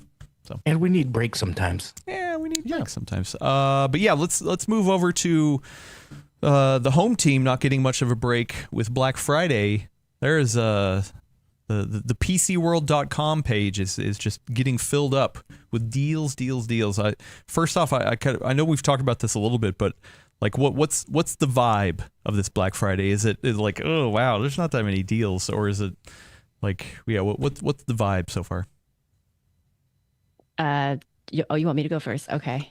I mean, at this point, Brad, like you're so deep in it as well that I don't necessarily feel like I'm the expert anymore. I bow to the master. I would say mixed. So I would say that there are still some good deals to be had, but I wouldn't say that it's one of those years where I'm just like, oh my gosh, that's on sale and that's on sale and that's on sale and that's on sale. Like, it's more of like, okay, like it's not a wash, right? It's not just like, oh, okay, that's kind of depressing, but hey, if I need to stock up on this, it's not a bad time to buy. There are some decent deals in that mix. I would say that the where they're focused are actually a little different than I expected. That was a little that's a little surprising for me. Any examples? Well, I mean, for obvious reasons, RAM is not in the typical, like, because before, usually Black Friday, like, was a great time to get storage and memory. Like, I don't know how it is for other people who build PCs, but for me, this is a sea change. The fact that memory and storage, what used to be like the boring parts of your build, right? Like the boring, reliable, you could always kind of count on the prices to be stable. And then during sale periods, they would drop and then you would try to grab them then because, you know, why not stock up on it if you need it when it's on deep discount or, you know, on top of it's already decent price. Now it's like reversed, right? Where it's like these things that we took for granted that we kind of think of as boring, or it's like the toilet paper shortages, right? Where we're just like, oh gosh, I guess I should, wow, so this like supply's low and the prices went up and this kind of sucks because like I was so used to taking that for granted.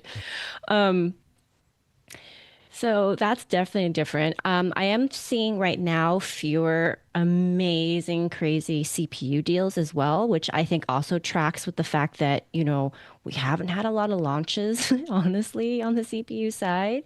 It's been sleepy on the both CPU and GPU side. So there's not really this, I think, impetus or pressure to like clear out stock, right? Because that was one of the reasons, in my opinion, that was one of the reasons why we used to see such amazing AMD deals in the past, right? Because they're like, well, that's last year's, you know, fashion. We got to get it out of here. We got to liquidate that. Let's just, you know, slap like, you know, 50% off sticker on that and just get it out the door. And they don't need to. One, AMD's in a position now where they're far more popular.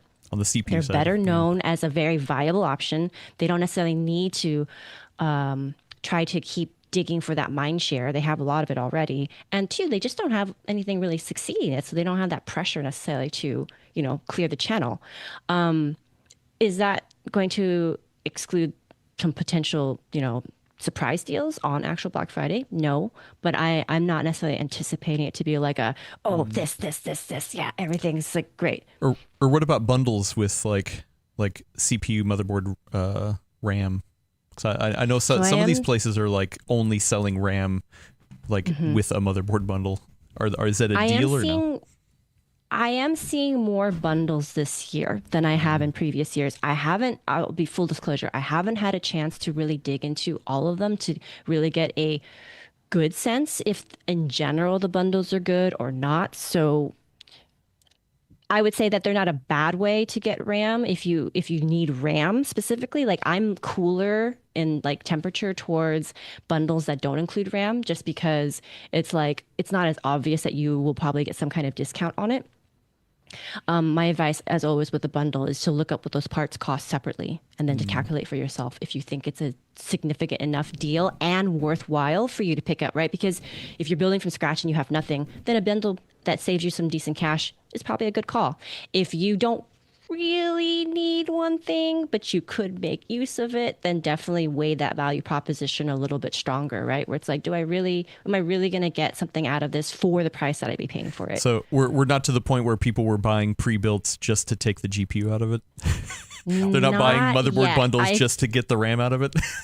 If the dark apocalypse times come next year, that actually may end up being what we start talking about again. I'm trying to keep that out of my mind right now. I just want this to be a happy holiday season. I mean, on a more positive side, I've been looking at some of these a little bit more than Elena has. And if you are looking to build the cornerstone of a PC this year, motherboard, RAM, CPU, you definitely want to go for the bundles. Like the bundles are going to be the way to go. RAM is for the RAM, 100%. not worth doing. I've seen other bundles. That's why, because it's so again, like the reason why I said this, Brad, is because I've been seeing other bundles where it's like, oh, you can get a liquid cooler with your CPU, or you can get a motherboard and a CPU, and like I don't know, it was like something random almost, like where I'm like, that's an unusual bundle.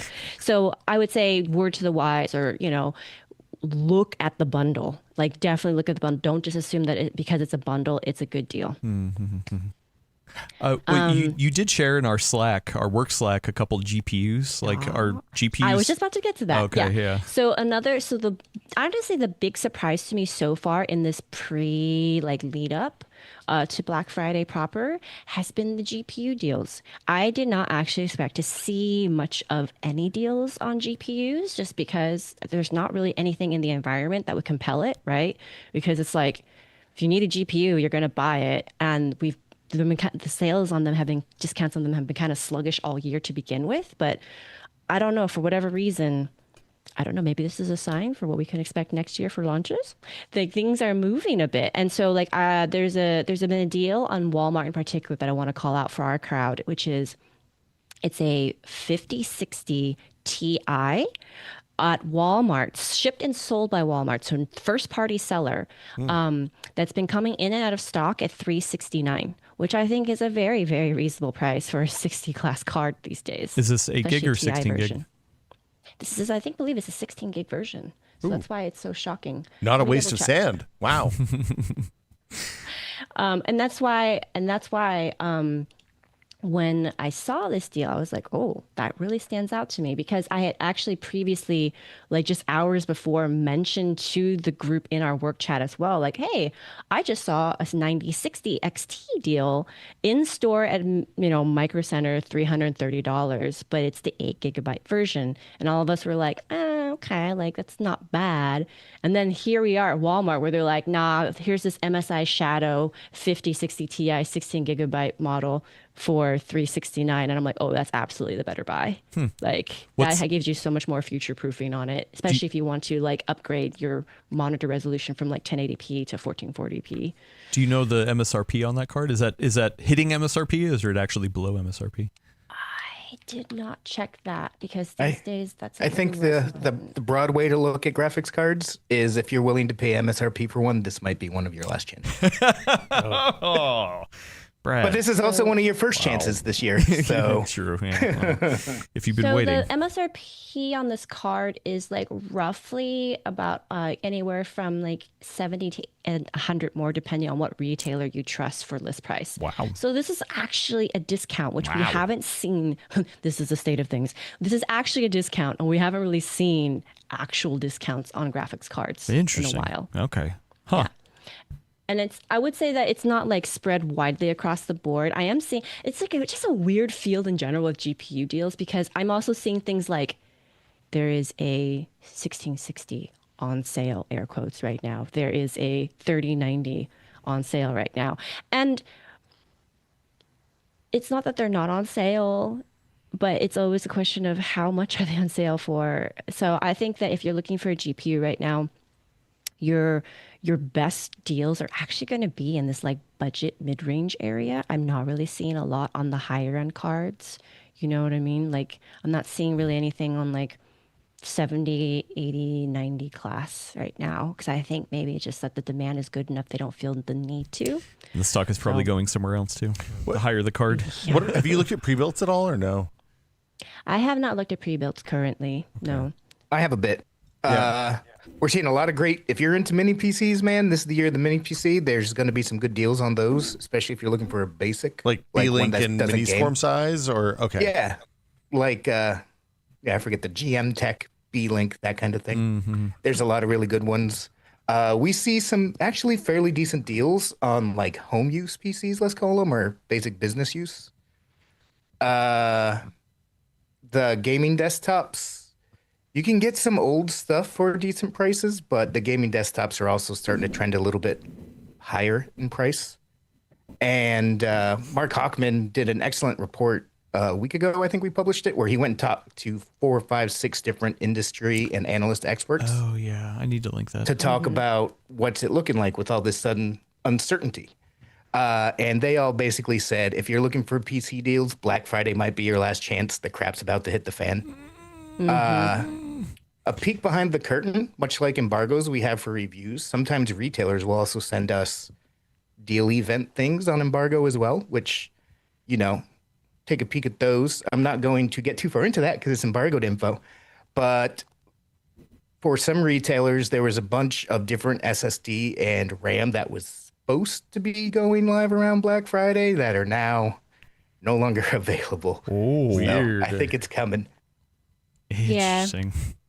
Yeah, best laid plans, mice and men, right? Like they a lot of times another peek behind the curtain. A lot of times because they're pre-planning, they are doing this like in October, right?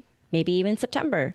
And as we all know, the stock and prices for storage and RAM was very different in October even, right? Yeah. One thing that's cool though is I'm starting to see some discounts on cases again.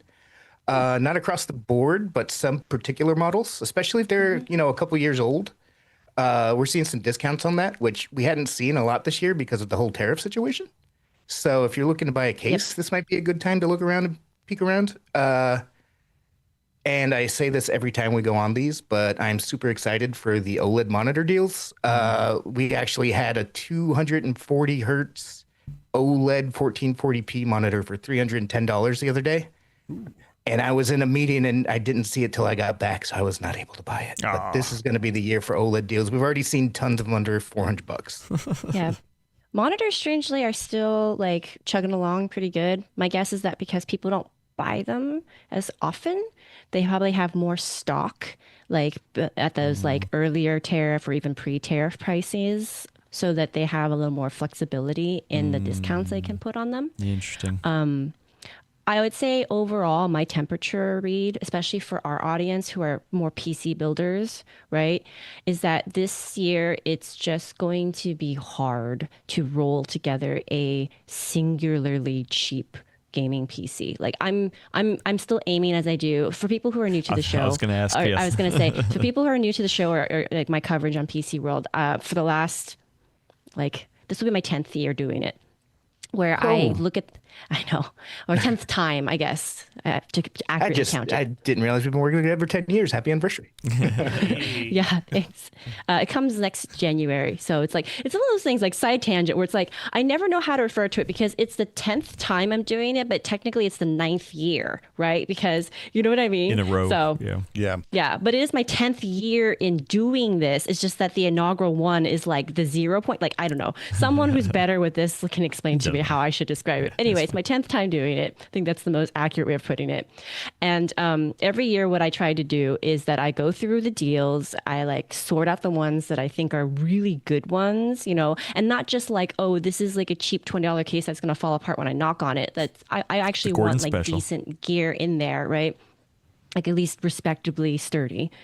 And then I basically I put sample builds out of hey, if you were tracking the deals, this is the best build you could have done using Black Friday deals. I feel like already having started to gather some parts that I would want to put in a build, I think it's going to be very hard for me this year to roll a PC from scratch that's going to be as good or more specifically as cheap as I was able to do in previous years, because it's just so hard with this category being so astronomically high, this category not really seeing a lot of good deals, this category this category that. I will say though that this year, if you happen to fall in the right zone for what's on sale, this is a good year for upgrades. So if you are trying to stretch life out of your current rig, and look at the deals, see what you can, maybe decide for yourself, I'd be willing to stretch this for a few more years, but this I'll upgrade in anticipation of perhaps, crazy graphics card prices because of the RAM shortages affecting VRAM potentially, that kind of thing. So if you have the cash for it and you are in the mind for it, take inventory of what you have. I actually, another shout out to things I'm doing. I actually wrote about this last week in my newsletter, which I do a weekly newsletter for the site, and you can sign up for it there. And then one of the things I said is that this year, unlike previous years, I'm actually thinking a lot more about what do I want to buy to hold me through the next couple of years, just in case I can't get things at reasonable prices in the next couple of years. And I've never really done this before, right? I usually try not to buy PC parts specifically because they deprecate. If not in value, performance, right? Because something's going to replace it, or, capacitors don't stay in their pristine state forever, all that kind of stuff, right? But I'm ooh, Do I want to buy some RAM just in case? Do I want to buy storage just in case? Because those hold better too, right? Yeah. And like it's more likely those prices will go up. Like, oh, like my laptops, like they're really old, right? They're like 8 to 10 years old, but I don't really use laptops much more than as like Chromebooks. So I probably could stretch those longer if I put Linux on it or Chrome OS Flex if they're still supported and things like that, right? So my general advice, I'm kind of getting like into the like weeds or side tangents, whatever you want to call it here, but take inventory this year just because we don't know what's going to come in the next couple of years around PC parts. So prepare yourself. Yeah. Can I ask sorry, Brad. Go I ahead. just got just 2 seconds on that note. We are seeing good laptop deals. So if you think you're going to have one next year, this might be a good time to buy because RAM's getting more expensive for them too. And just personally, I'm going to buy an SSD over this week. Nice big honky one. Chonky one, not honky. Honky. Wow. But yeah, like a 4 terabyte SSD or something, It's gonna just have in a case. goose on it. Yeah. Untitled. I don't know what's going on there. Yeah. But We're a little loopy on this graphite. But yeah, I think SSD prices and RAM prices are going to be bad for next year. So if I'm personally just going to go buy an SSD now, just in case I need one next year. So that's all I wanted to say. Real quick, if I can ask, when you buy that SSD, just post about it on social and be like, oh man, I got this for a honking good deal. There we go. Yeah, There we perfect. go. Hearing the piano in the background now. So I was poking around to see what DDR4 prices look like. If you're building a new machine today, is it time to bust out the goat, get that 14900K and just get a DDR4 board, let it rip, or is that a bad AM4. idea? Yeah, AM4. AM4 lives on. I looked at the prices. You can get a 5700 XF or like a 13700 plus 32 gigs of RAM for like $50 more than 32 gigs of DDR5 costs Just right now. the RAM alone. Just the RAM. I don't know what the motherboards cost. I know. And this is, again, a kind of a tangent. And I think next year we'll end up discussing this more. But it's like our colleague Mark Hochman also wrote about this. He's been on fire with his coverage this month with, tariff effects, costs of, things increasing, like all that kind of stuff. And he was like exploring the idea of like, are we going to have to start just buying used? Like, so here's the thing. Like, I know we have international listeners who are going to kind of laugh at us because they're like, we've always had to do that. Things were just always so expensive for us that, most people end up buying like 2 or 3 generations back. But that is a new thing for us as U.S. consumers, right? Because my first reaction to Will saying, oh, you can get like a 13th gen series part for pretty cheap. And my head is like, oh, but that's like, X number of years old at this point, Will. And it's like, oh no, or things going to be different now, because It's still good. To I'll talk think about all what those Brad said, 1300Ks it's still I good. killed. It's still good. Like, it is still good. However, it's a very big difference in how we would approach buying things as U.S. consumers, because we are not used to having to make do with older hardware because we can't afford the newer ones because of the cost of everything. And to Brad's point about, the next year or so, I think it was actually in Mark's coverage where somebody even projected that it could, the shortages and this crunch could last into 2027. I mean, I saw estimations that it could go even longer than that. Like, Yeah, people were because talking here's about the thing. 5+ years in some cases. Because here's the thing. Understandably, a lot of these companies that produce the modules, right? They are not planning to scale up operations because they are afraid of an AI bubble bursting on them, right? Because if you invest in scaling up capacity and then the bubble bursts, you're left holding the bag, and that could be like financially like catastrophic for these Yeah, and companies. RAM and NAND flash are historically volatile. They go through boom bust cycles, and they've been burnt by that before. So yeah, Yep. don't expect the cavalry to arrive. Hey, good news, everybody. I'm looking at a PC Gamer article from 2022 that says ASUS develops a DDR4 to DDR5 adapter card. So it's like a daughter board that you jam into your DDR5 slots. Yeah, it's like that tall. It's a tall boy. Clearance issues. This is the solution to our problem. There we go. Yeah. That's hilarious. Just get those DDR4 to DDR5 stackers. I'm sure they'll run just fine. Yeah. Everything's great. All right. Deals happen over at PCWorld.com. All the deals. All the deals. Friend of the show, Peter Jensen, said that hey, don't buy when you want it or need it. Buy it when there's a good price. Sure. Yeah. Okay. Do it. And buy it over at PCWorld.com. Yeah, Affiliate links. Speaking of PCWorld.com and Black Friday, I just want to put out there, I mentioned this in the Discord server. I have been asked to do this for years. For years. People are like, Elena, will you please do like live deals? Yes. And until now, I never have. But we are going to be doing a live blog of deals on PCWorld.com on Black Friday. Brad will kick off the festivities on Eastern time. And then when I wake up for Pacific time, I will take over for the next shift. So Dang. I'm guessing between the two of us, there's going to be at least a solid 4 to 6 hours of, morning deals. More than that, I'm starting at 6. I'm going to be hungover and angry. So let's go have some fun, guys. You're starting at 3 a.m. Pacific? Are you? Yeah, I guess. Yeah, 6 a.m. my time. Deal. Is there a way for my people? Lord. Is there a way for people to like send stuff in that they find to you, Brad and Elena? You could tweet or blue sky at me. Okay. Just my name on both of those. And I think my email address is on the site that I don't want to say out loud. Okay, Yeah. fine. And then you're for also going to be me- streaming it live too, right? On video? Yeah, this is a great idea. And they're going to do a podcast of the live Of the stream. live stream. Where they Oh, just nice. read the live stream posts. Yeah. It's just gonna be, even though it's gonna be 9 o'clock in the morning Pacific, 8 or 9 o'clock in the morning Pacific for me. I'm just gonna be in a dark room with like a gigantic hoodie, Oh, like yeah. a Snuggie or whatever they're called, Yeah. and I'm just gonna be like in this posture, And are you going to get a Like- vocoder so it's like 370, 5060 Ti, Yeah. Walmart, get it now. Very infomercial like. This But sounds yes. like a honkin' good time. So show up for it. So that will be on PCWorld.com. PCWorld.com. Look for it because it's the general site. It will be broadly covering tech, not only PC parts. So just keep that in mind. But you know what? I just bought like a $10 charger cable set because I was like, I always need a phone charger, and it is $10 and it includes the cable. Why not?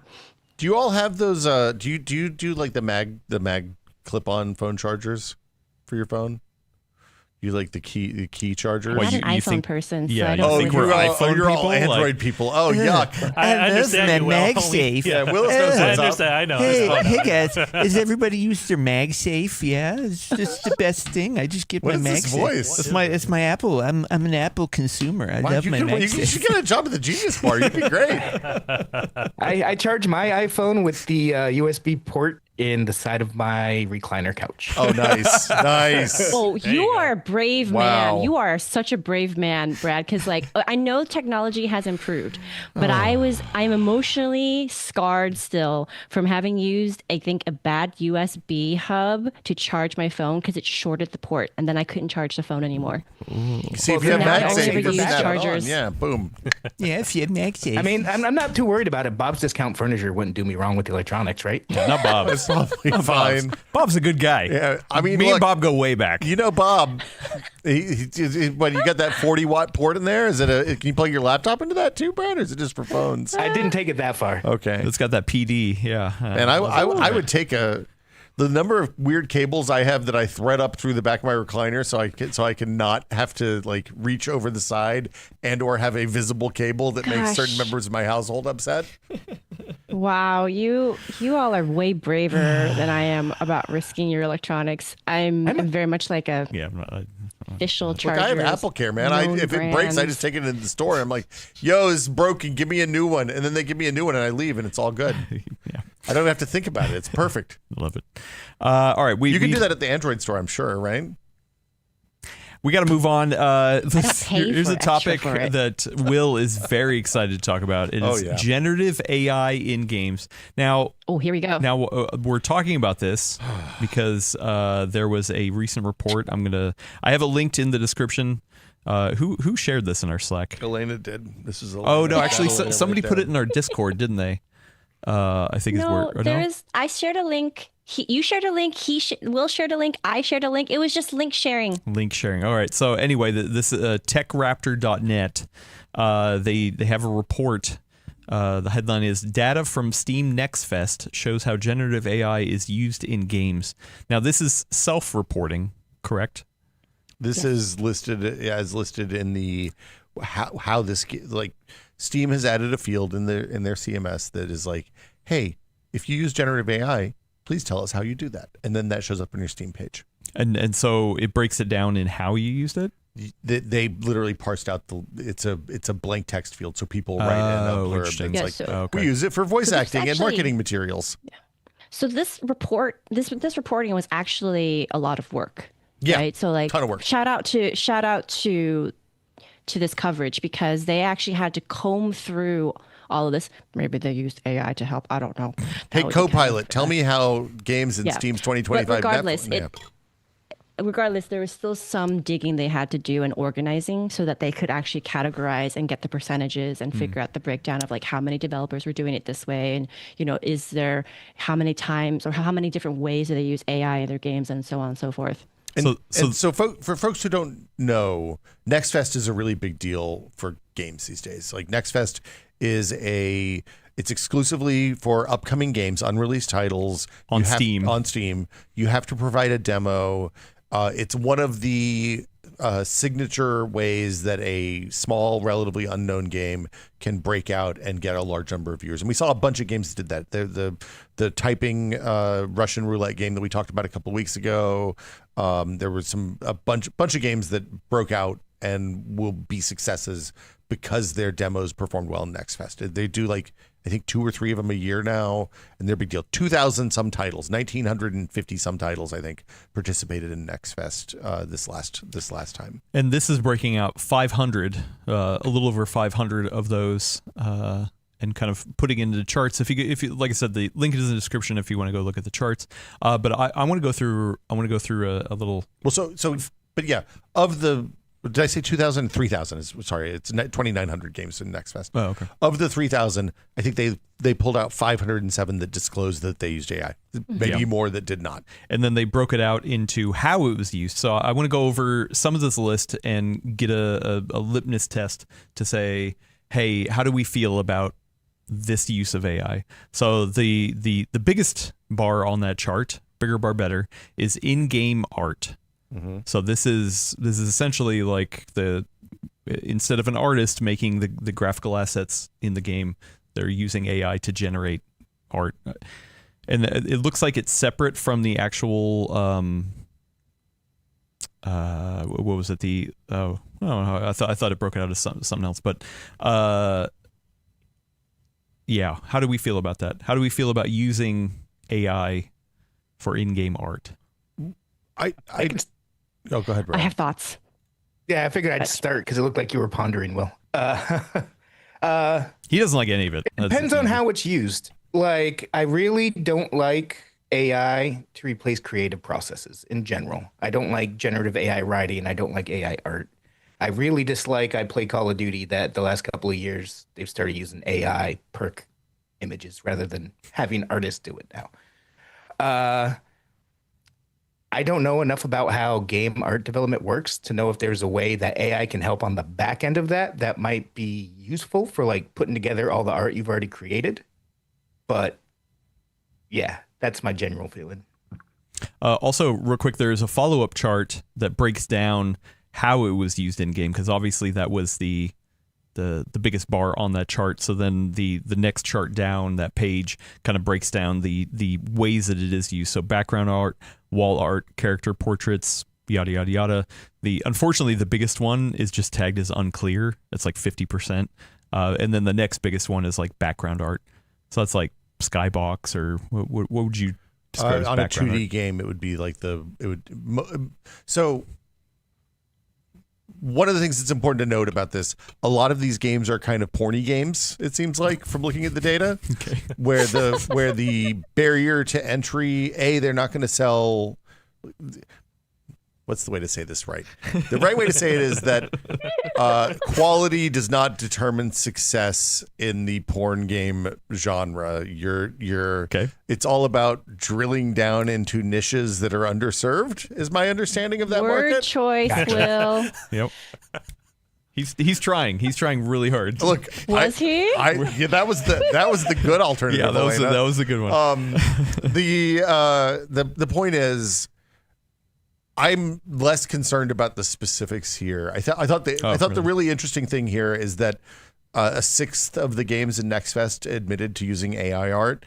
This doesn't talk about the wish list. So the output of NextFest for developers that is successful is that you get a bunch of wish lists for your game as a result of a good NextFest showing, right? Mm-hmm. And those wish lists then, when the game is released, turn into one of those prompts that comes up when you fire up Steam that says, "Hey, a game on your wish list has been released. Do you want to go check it out?" And then it hits you with that like 2 or 3 more times before it stops bothering you, and it puts it up in other places as they have sales and things like that. So, if you get a lot of wish lists out of this, you're going to have success. We don't have any idea what the number of wish lists that are here, but my understanding from people who have, with a couple of really notable exceptions like Arc Raiders, which is selling like hotcakes, is that the general perception is that for a game that is not pretty well known from a well-known studio, putting that, "Hey, we use generative AI" tag on your game is probably poison and is going to dramatically impact your chances of having success on Steam as a platform.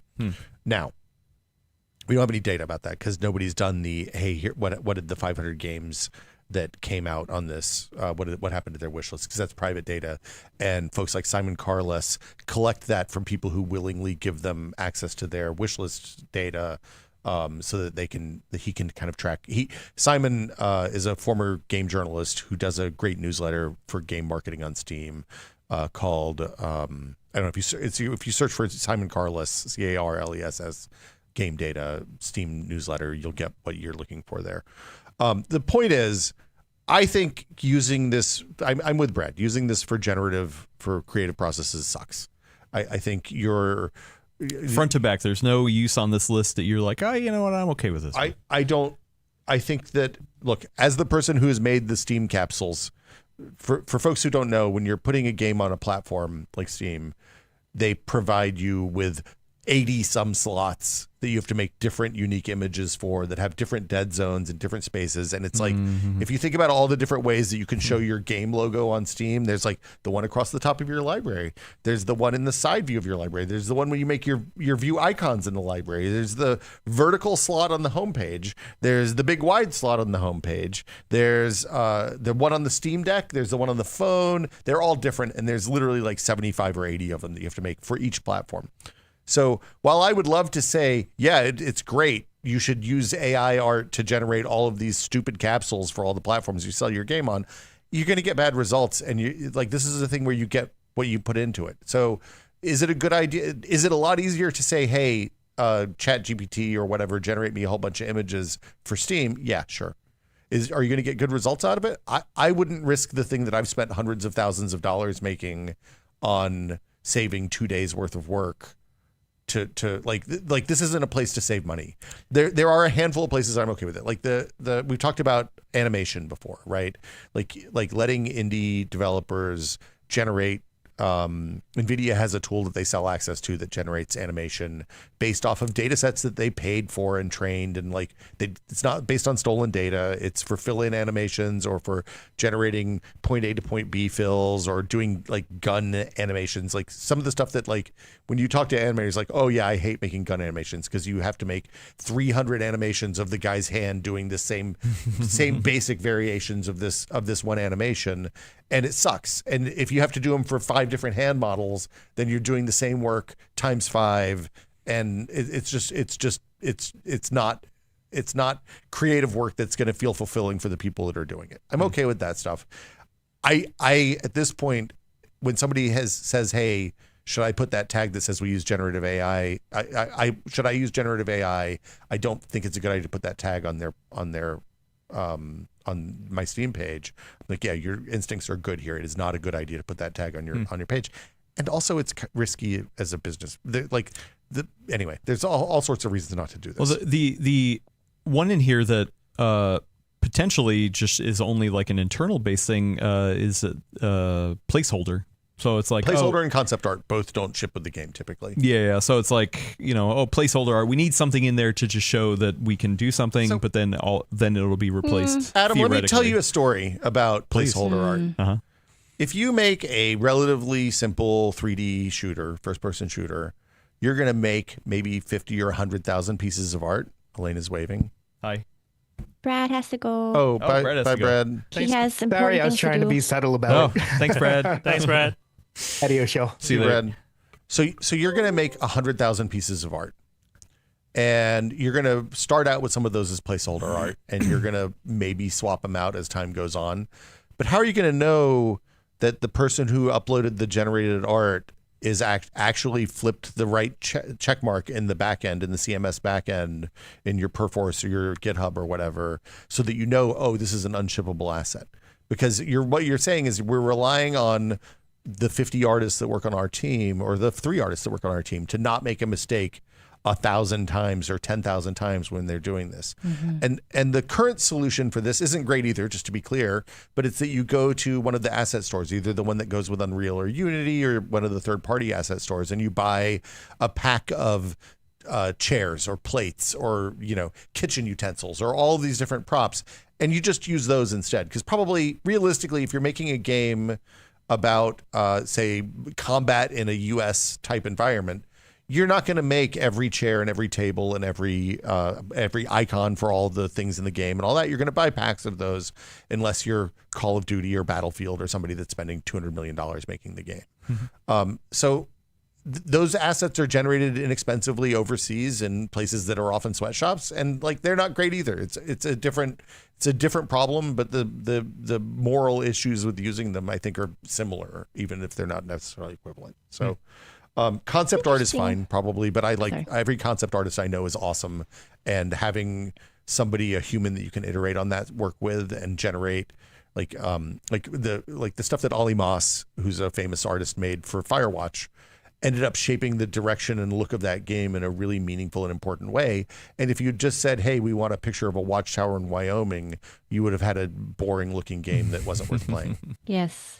So this is where I'm going to insert my opinion, because Please. I have very strong ones from the artistic, even consumer side of it, not so much the game development side of it, although I do have a couple of thoughts on placeholder concept type things.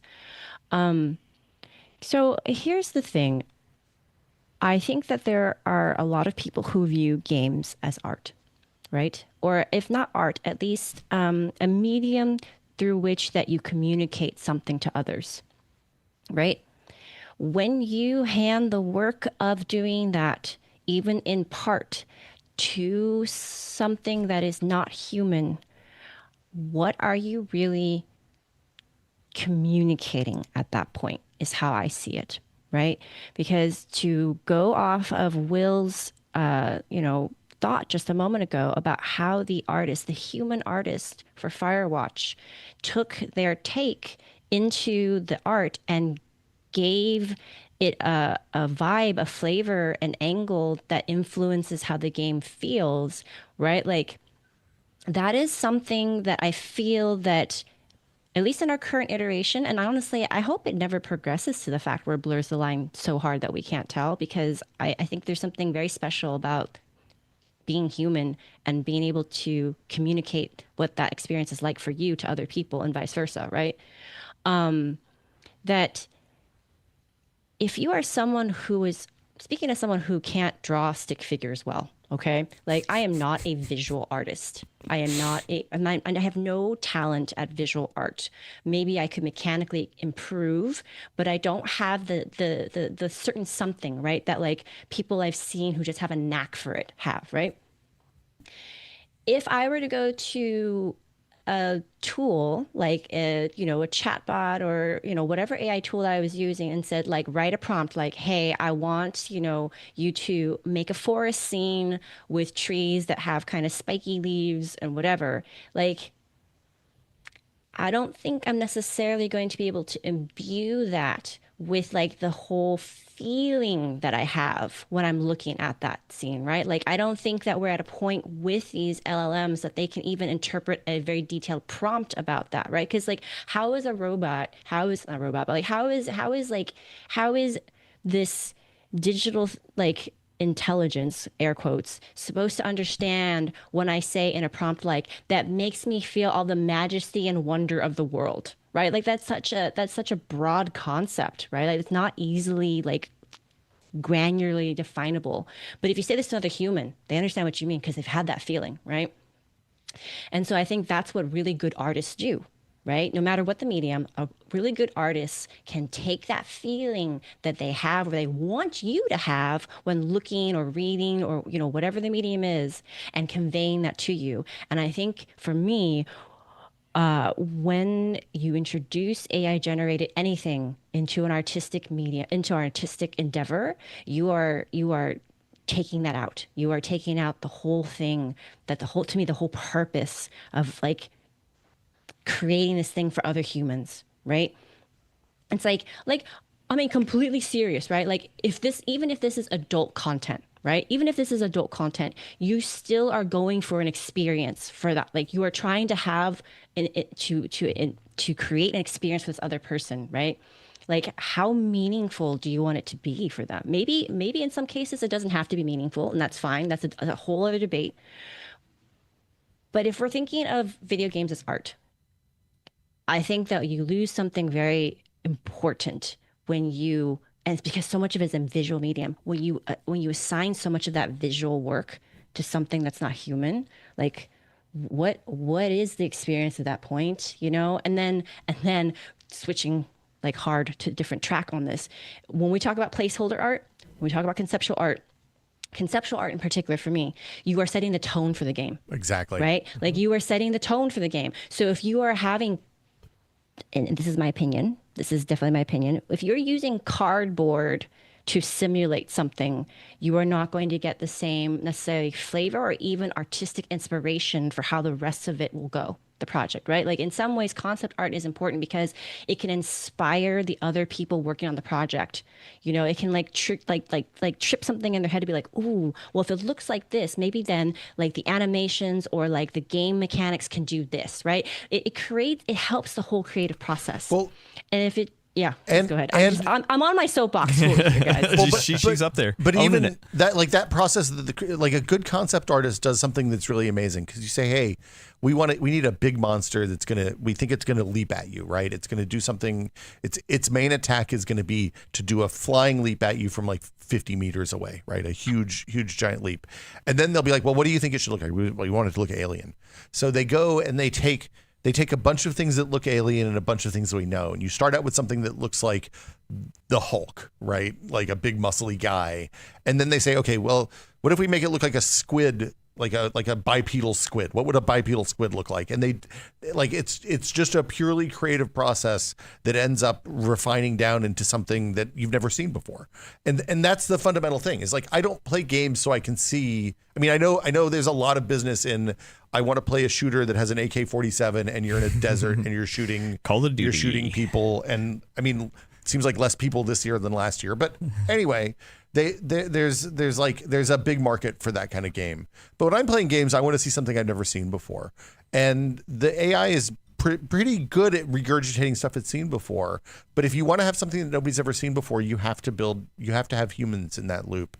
And then on top of all the creative stuff, there's the really large business question against this it is from a copyright sense, the stuff that you make with these technologies is still really up in the air and kind of completely unlegally tested at all at this point. Yep. To the point that like if you're going to spend, it amazes me that we see AAA game studios that are so risk averse that they won't release a game that's not a sequel for the game they've already made. But their CEOs are like, yeah, we're all in on AI, buddy. We're like Krafton and Activision and Krafton and EA CEOs have both said in recent months, yeah, we're all in on AI. When in fact there's very little to no copyright protection in a lot of huge regions for the work that they're producing with this technology, and like it's shocking to me. There was a whole. The other article that we shared, I don't think it's in the show notes, but it was a Verge article. Oh yeah, I forgot about indies saying, hey, look, one of the things that we can do to differentiate ourselves from all these AAA big publishers that are shipping AI-laden games is we can say, hey, we don't play that game. We're shipping all of our pixels are handmade, right? We're doing farm to table pixels. We're making 100% artisan. Right, we're making real games without AI, and they've even made a like Nintendo seal of approval, not exactly looking like the Nintendo seal of approval, just to be clear. Of course, for the youngs, No one can afford that. the Nintendo seal of approval was a thing that shipped with NES games when Nintendo had a bootleg. Well, not bootleg, but people started making games that worked in Nintendos that weren't approved by Nintendo. Yes, I remember those. Black label. So so Nintendo started putting this gold seal on it, and they're saying there's a no gen AI was used in the making of this game, which is, I think, probably a pretty clever way to market your games.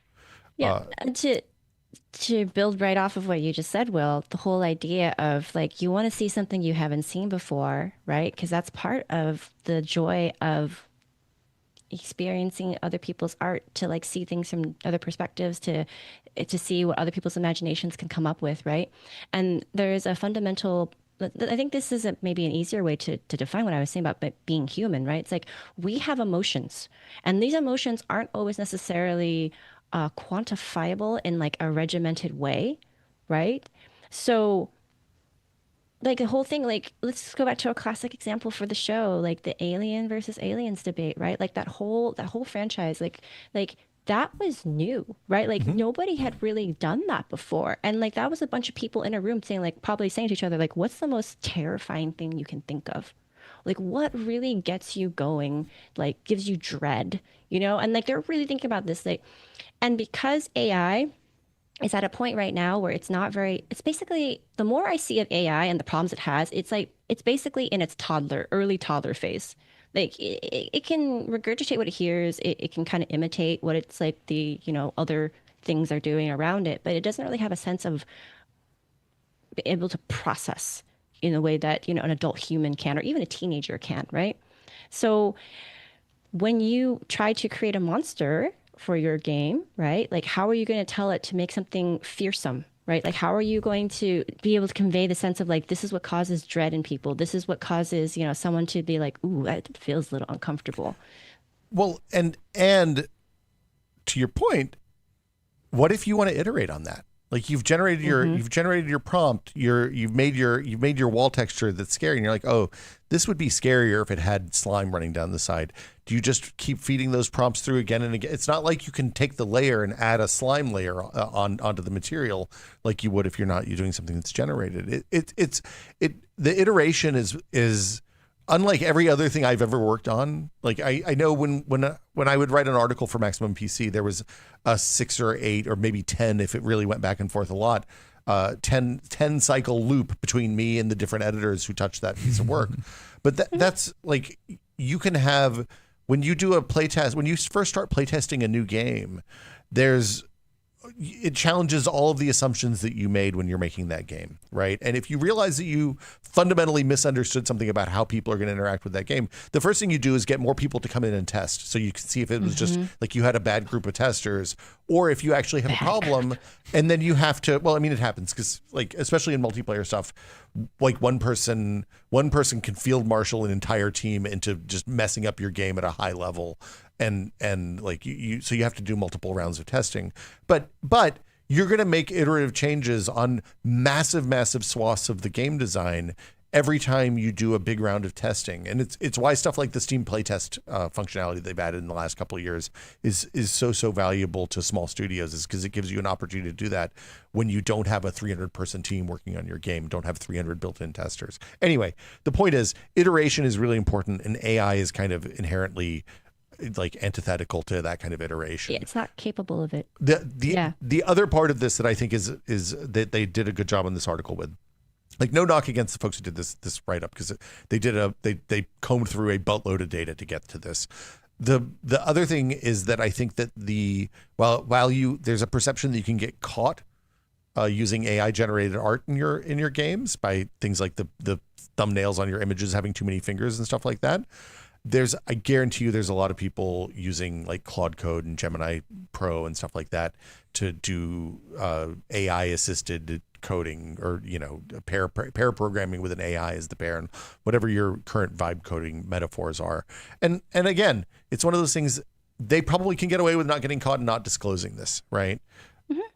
But when you get to a point where you have to iterate and your human who's responsible for the code doesn't understand how the code works because the AI generated it, they're going to have problems, and it's going to produce worse quality games that are less fun, and you'll see situations like they'll release the game, there'll be some sort of problem, and then they won't be able to fix it because no one actually understands how the game works.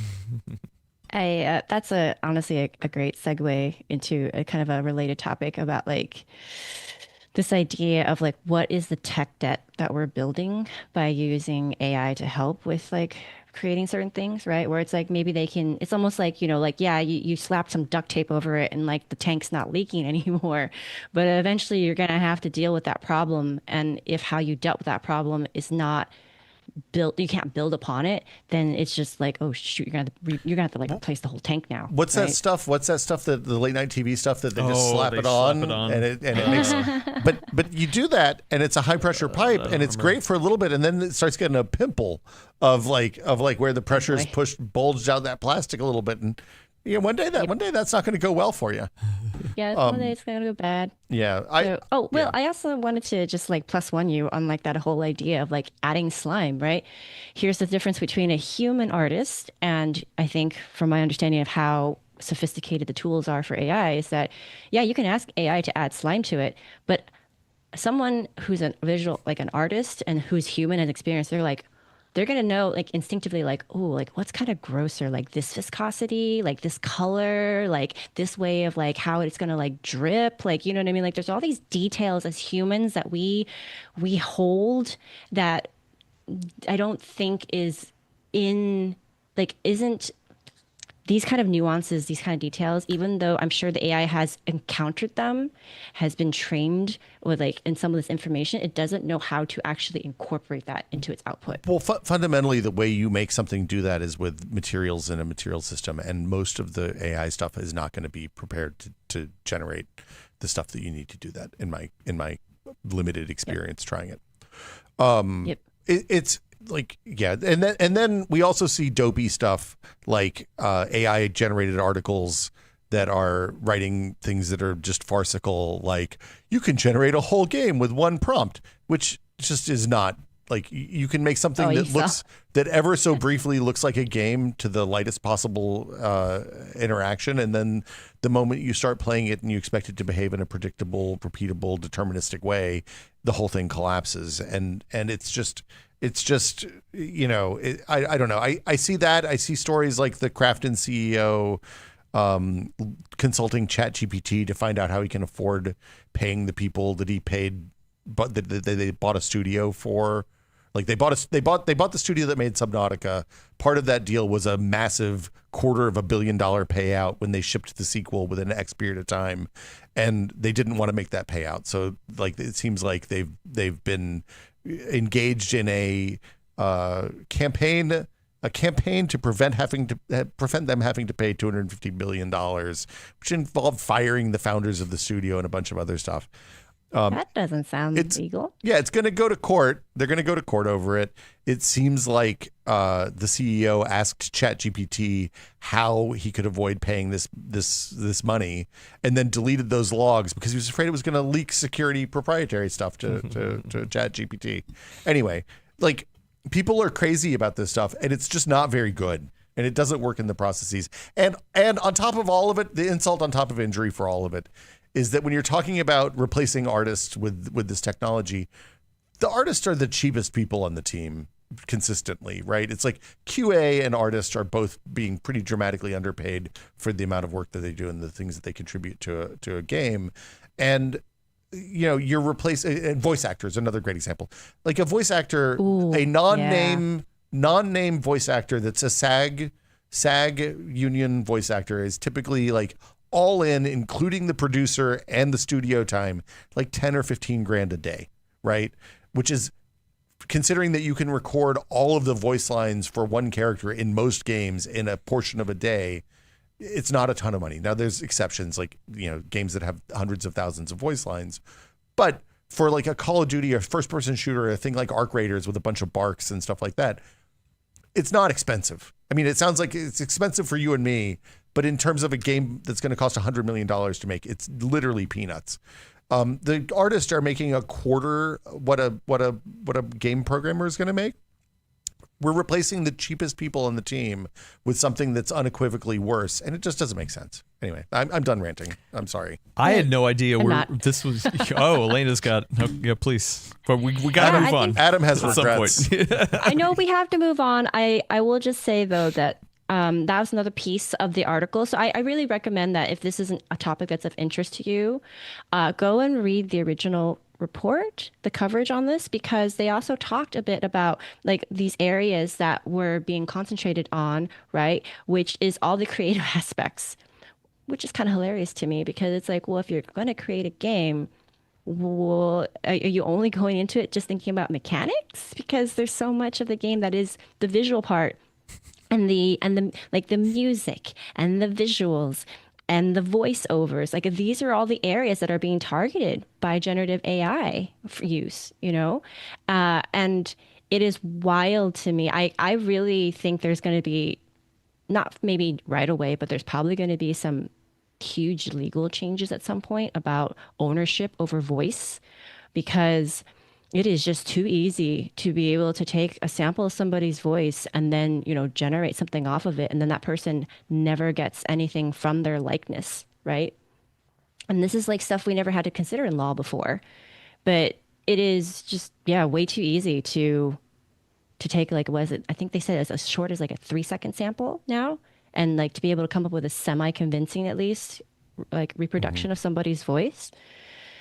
And like voice acting is so much of the experience sometimes of a game, like that audio portion of it that melds with what you're seeing and like experiencing in terms of like dynamic movement and like interaction with the game world. So I don't know.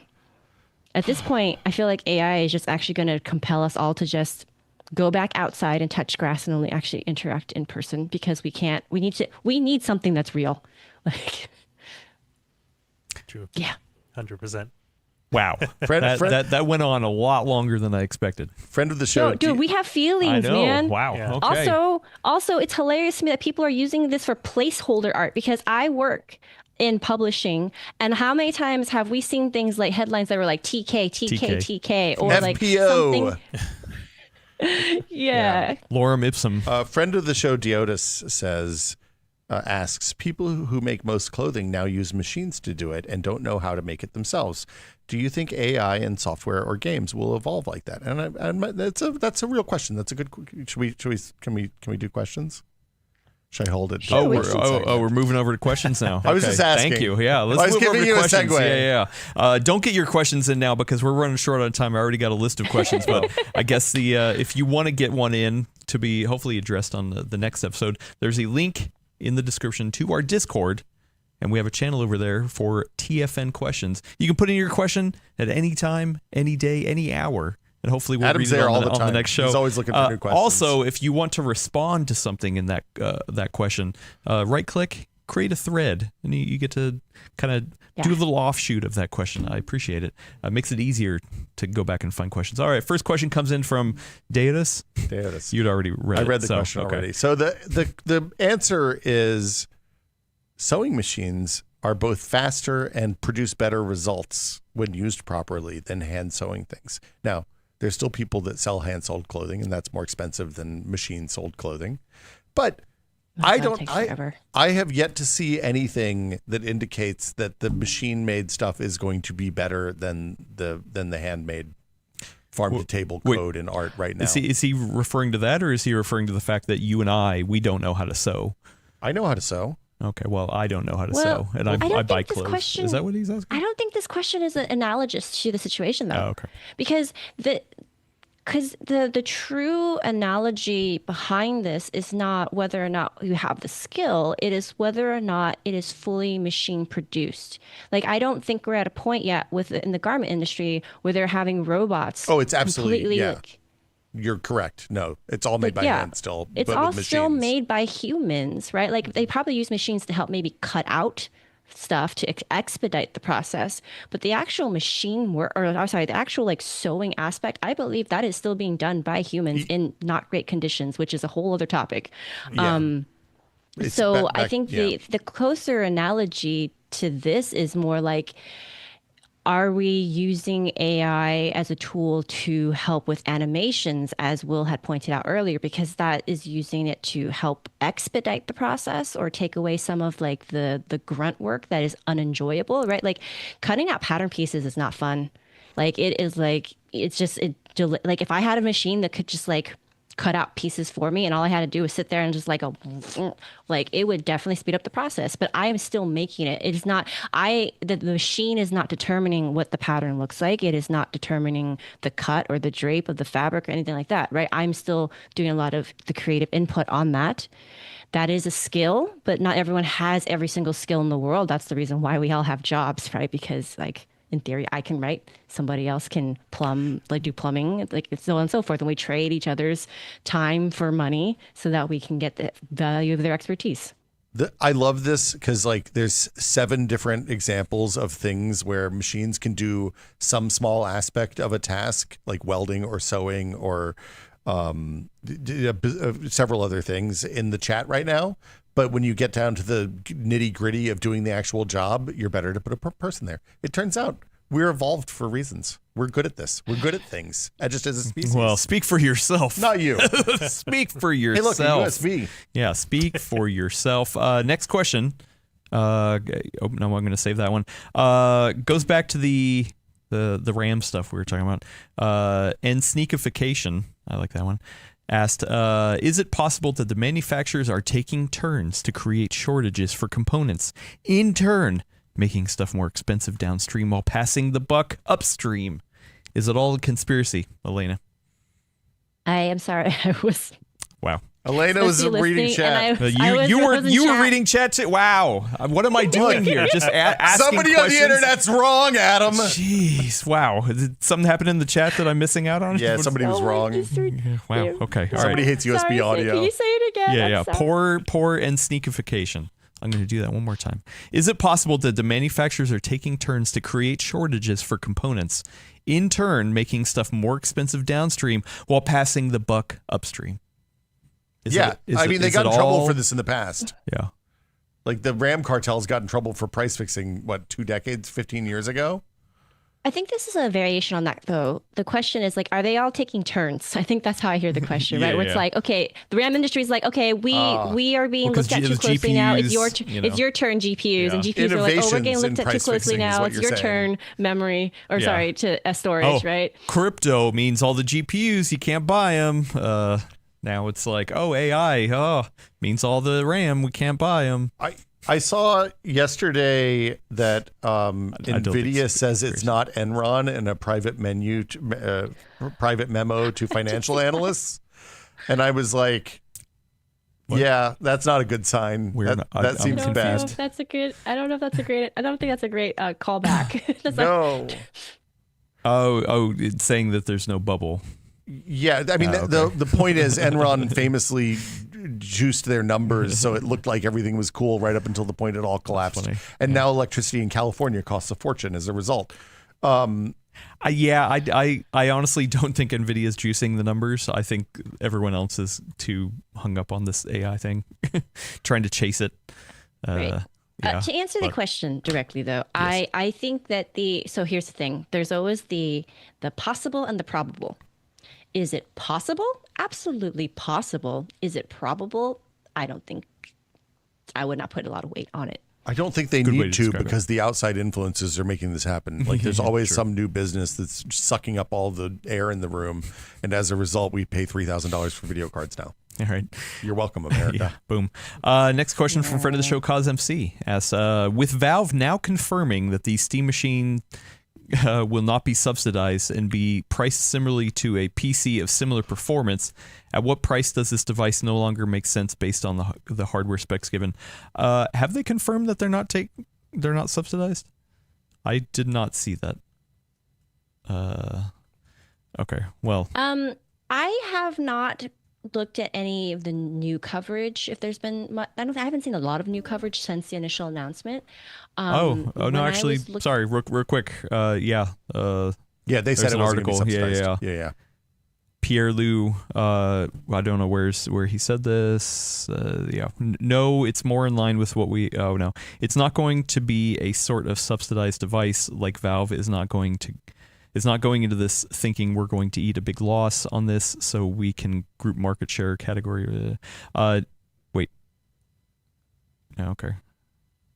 The TLDR is that they said publicly in a response to a question that they're not subsidizing the box. Oh, okay, so it looks like this is on a Friends Per Second podcast. If it is, but the statement is that it's not going to be. They said substantially subsidized. Yeah, that's what I'm trying to get to. That to me says they're going to eat wobbles in the market, they're not going to sell it at a 30. Like they're not intentionally setting out to sell it at a 30% loss. Yes, but they're not necessarily going to sell it at cost either, is my interpretation of it. That they are going to, as many companies did at the beginning of the tariffs, they're going to look for ways to absorb any fluctuations, but they're not immediately pass it on to consumers. Because how it sounds. Because it's the same way that Microsoft and Sony took a while to do the price increases. They wanted to see where it was going to land, so they didn't have to increase the price and then increase the price again, which I think they ended up doing anyway. But we don't need to talk about that. Because everything's fine. Okay. So then let's go through. At what price does this device no longer make sense based on hardware specs given? So say, I don't think for the market that they're selling that thing to, it matters. Yeah. It's so weird because I feel like I've heard a lot of debate about this, and it's just like, if you are somebody like us who is comfortable building a PC and can make it at a cheaper, or put together a PC at a cheaper price than this, then that's awesome. Go do it. Yeah. Like like that argument's always been there with pre-builds too. It's like, oh, well, I could put together a better PC for less money than this pre-build over here, or even for Macs, right? Like comparable hardware. It's like, oh, I could save money by making, but it's like, to me, it's not the same thing. Like, to me, you're buying it for what it is. It's the ease of use. Like, yes, the comparable specs, whatever, is one thing, but if you're going to put it if you're wanting to put something under a TV and just not have to worry about it and just seamlessly integrate with your ecosystem, barring obvious limitations of, of stuff. Ecosystems. Yeah. But it's like, it's like, I think people are discounting the ease of use of it. Is that I think people are willing, there's a reason why people are willing to buy consoles, because it's easy to set up, it's easy to use, it takes the thought process out of it, and you game. Well, and the other that's thing, what they're trying to do here. The other thing about this whole thing is we don't know what it costs. We don't know what the comparable PC is going to cost when it comes out. We don't know that there's still going to be computers when this thing comes out. It might all be done. We may be in a seed economy, people. Buy seeds. Buy seeds. All right. Buy seeds. Honestly, it's never a bad idea to have seeds? A little garden for yourself, just in case. Yeah, victory garden. We used to call them. Now we just call them a subsistence garden. Quarter-acre per person, by the way. I did the math. Okay. Grow your own produce. So somebody in chat just said TechKev140 said, I know that face. Elena's about to rant. This is what happens when we go past 2 hours. Everybody's hangry. I know. I'm hungry. I'm sorry. I know. Was tired. I know. However, what I would say is that question is not a fair question, because there are two separate threads that are inevitably going to get intertwined for people when it happens. And I'm going to say when, just based on the fact that we're seeing prices climb for different component parts, right? So here's the thing. There is going to be a certain point for people. One thread is that for a certain population, the price of building a PC is going to become unreasonable to them.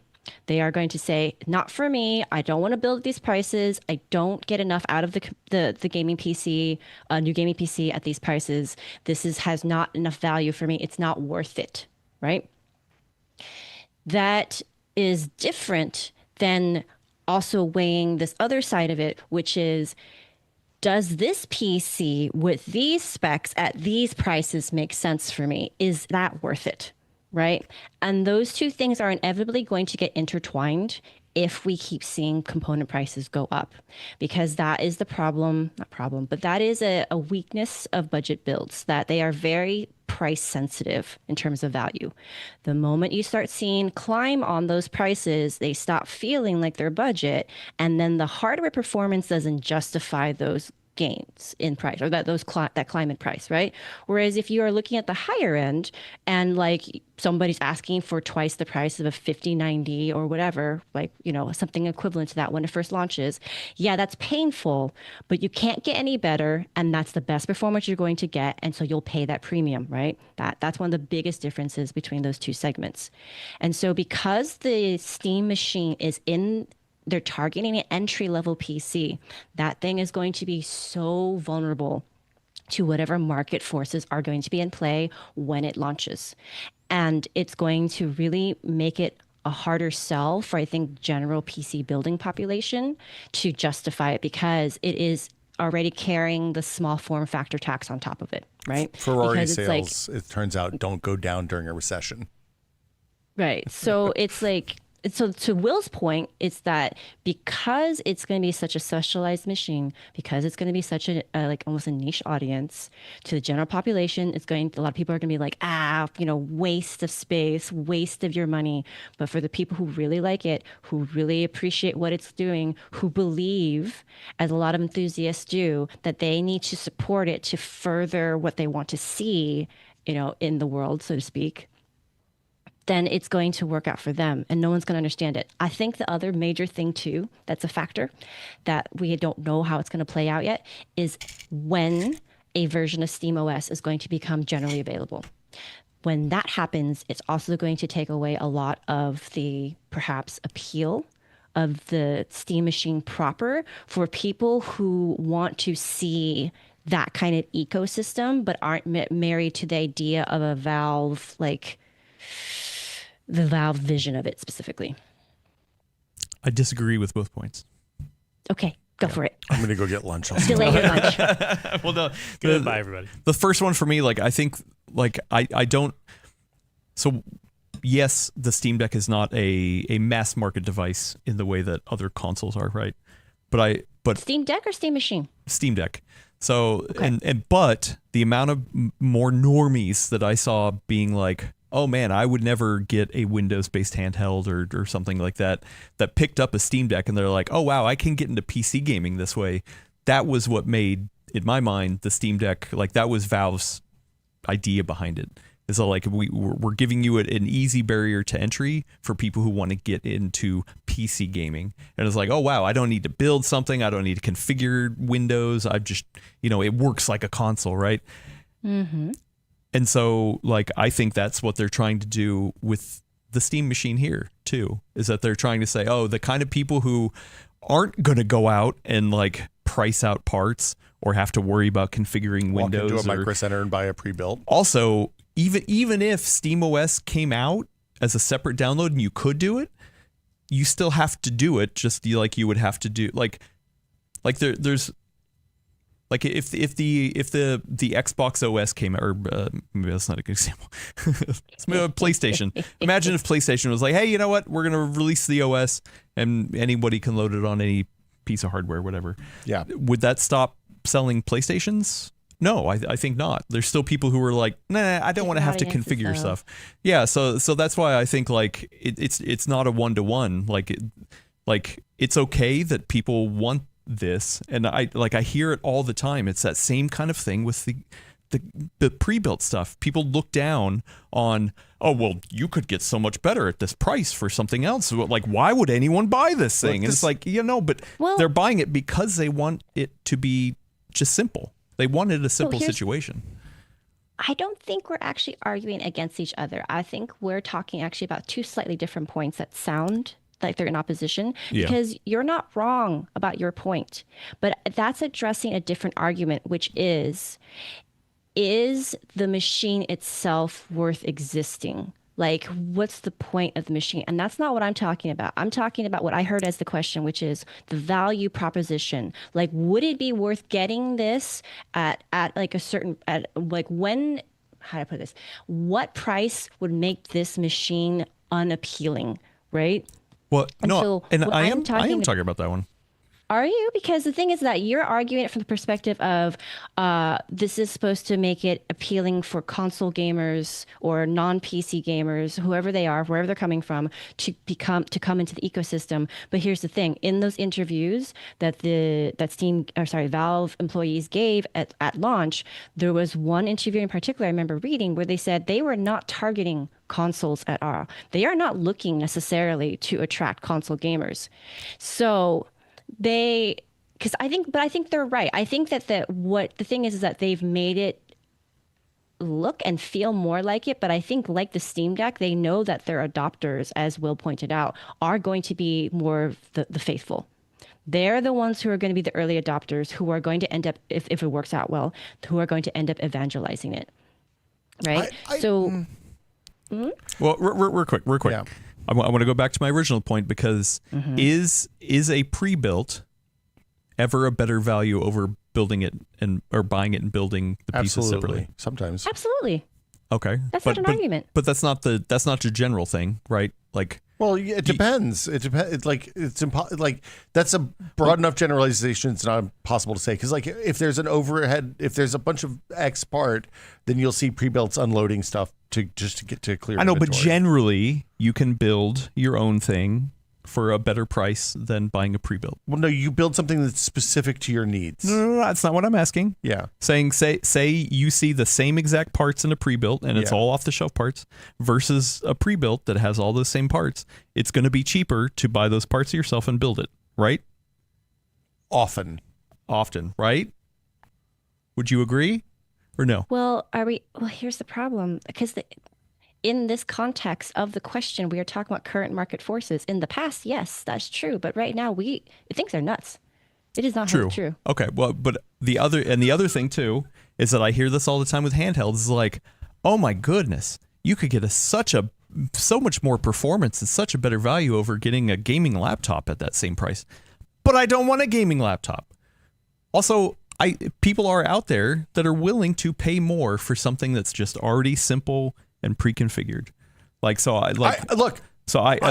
don't discount. Like, I don't think I can't imagine people are sitting there being like, well, I could go and buy and build this myself, but I can do it at the same price. Where does that tip the scales? Because the whole idea is that it comes as a little thing. It's easy. I think you're both people right. are willing to pay. Can we go get a sandwich? That. Yeah. Okay. Yeah.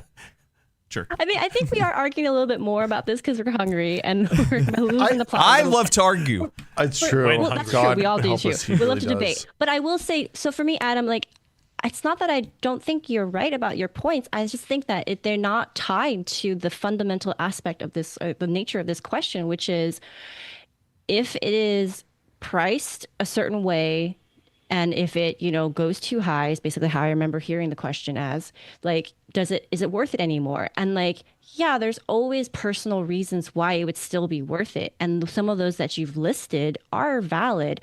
But I think having the question asked so broadly from like more of a zoomed out perspective, not like individual use case perspective, then the answer is always going to be like, yeah, there's going to be a certain point where like if RAM shoots up super high, if storage shoots up super high for a lot of people, that's not going to make that experience necessarily worth the investment for how much long-term use they're going to get out of perceived long-term use they're going to get out of it. Yeah, and all of this is contingent on how much money. Like, everybody's idea of value is different, right? Everybody has different perceptions. It's like this is an impossible question to answer. Also, because we don't know what anything costs. And that's my bigger point. I really hate, and it's not just around this; it's around everything. It's like, oh man, this is so much better of a buy. I benchmarked. I did all the testing. This one is so. Hey, AMD GPUs, you can get so much more for your dollar over there. This is such a better thing. But people go buy NVIDIA, right? Like, oh man, this Steam machine is going to be so much better than this game console. Man, look, you can get your. Should we talk about rational and then all of a sudden be now? like, oh, you should bet. Yeah, I don't know. I already see the headlines. It's like, oh wow, this thing's overpriced for the hardware you're getting. It's like, well, but that's not taking into account.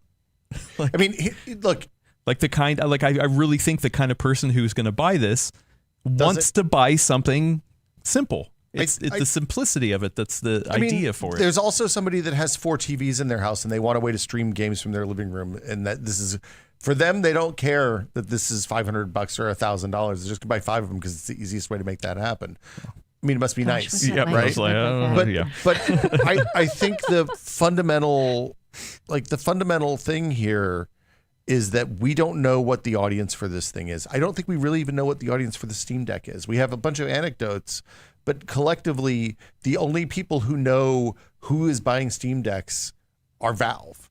And they know who's buying Steam Decks. They know who's buying games on the Steam Deck.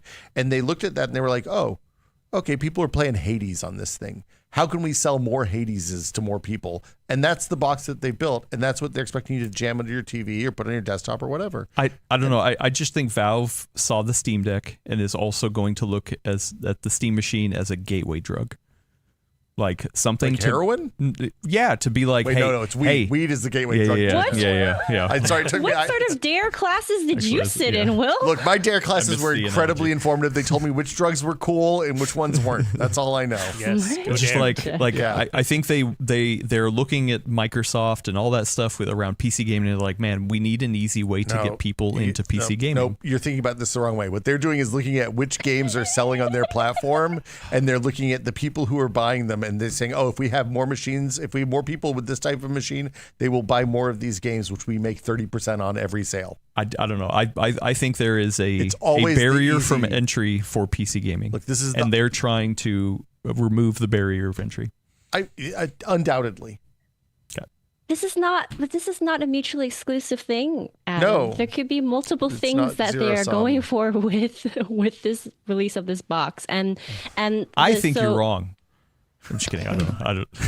So honestly, I just like saying that. Honestly, like at the end of the day, the success of this endeavor is really going to boil down to how well they can weather the market fluctuations around hardware pricing and how much they choose to do that. I think it's going to boil down to whether they do an atomic purple faceplate for it with Gabe embedded in it. Well, I mean, in one way, they actually could have a leg up.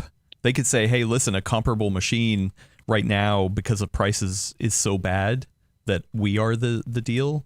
But the same thing could happen too. Say prices, stabilize, please. Well, again, there's a lot that we don't know. Yeah, right. There's a lot we don't know, right? Like, we don't know what contracts they have in place with their suppliers, right? We don't know what production schedule they're on. Like, we don't even know where they are. Like, for all we know, a lot of these could have been built already or are planned to be built before, like year end or what. I have no idea. I'm not nearly knowledgeable enough in that side of production.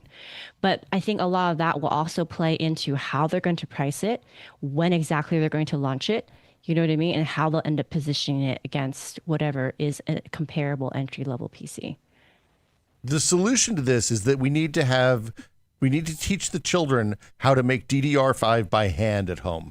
Oh no! We're gonna start etching like home RAM kits, and you get a laser, you get ultraviolet lasers, and you line it all up, and you get your grid right, and then you solder it onto the sticks, and you can get some like DDR 200 RAM, DDR5 200 RAM. Oh gosh! At least For it audio works. Listeners, Adam actually put his hands under his glasses to rub his face. I'm hungry.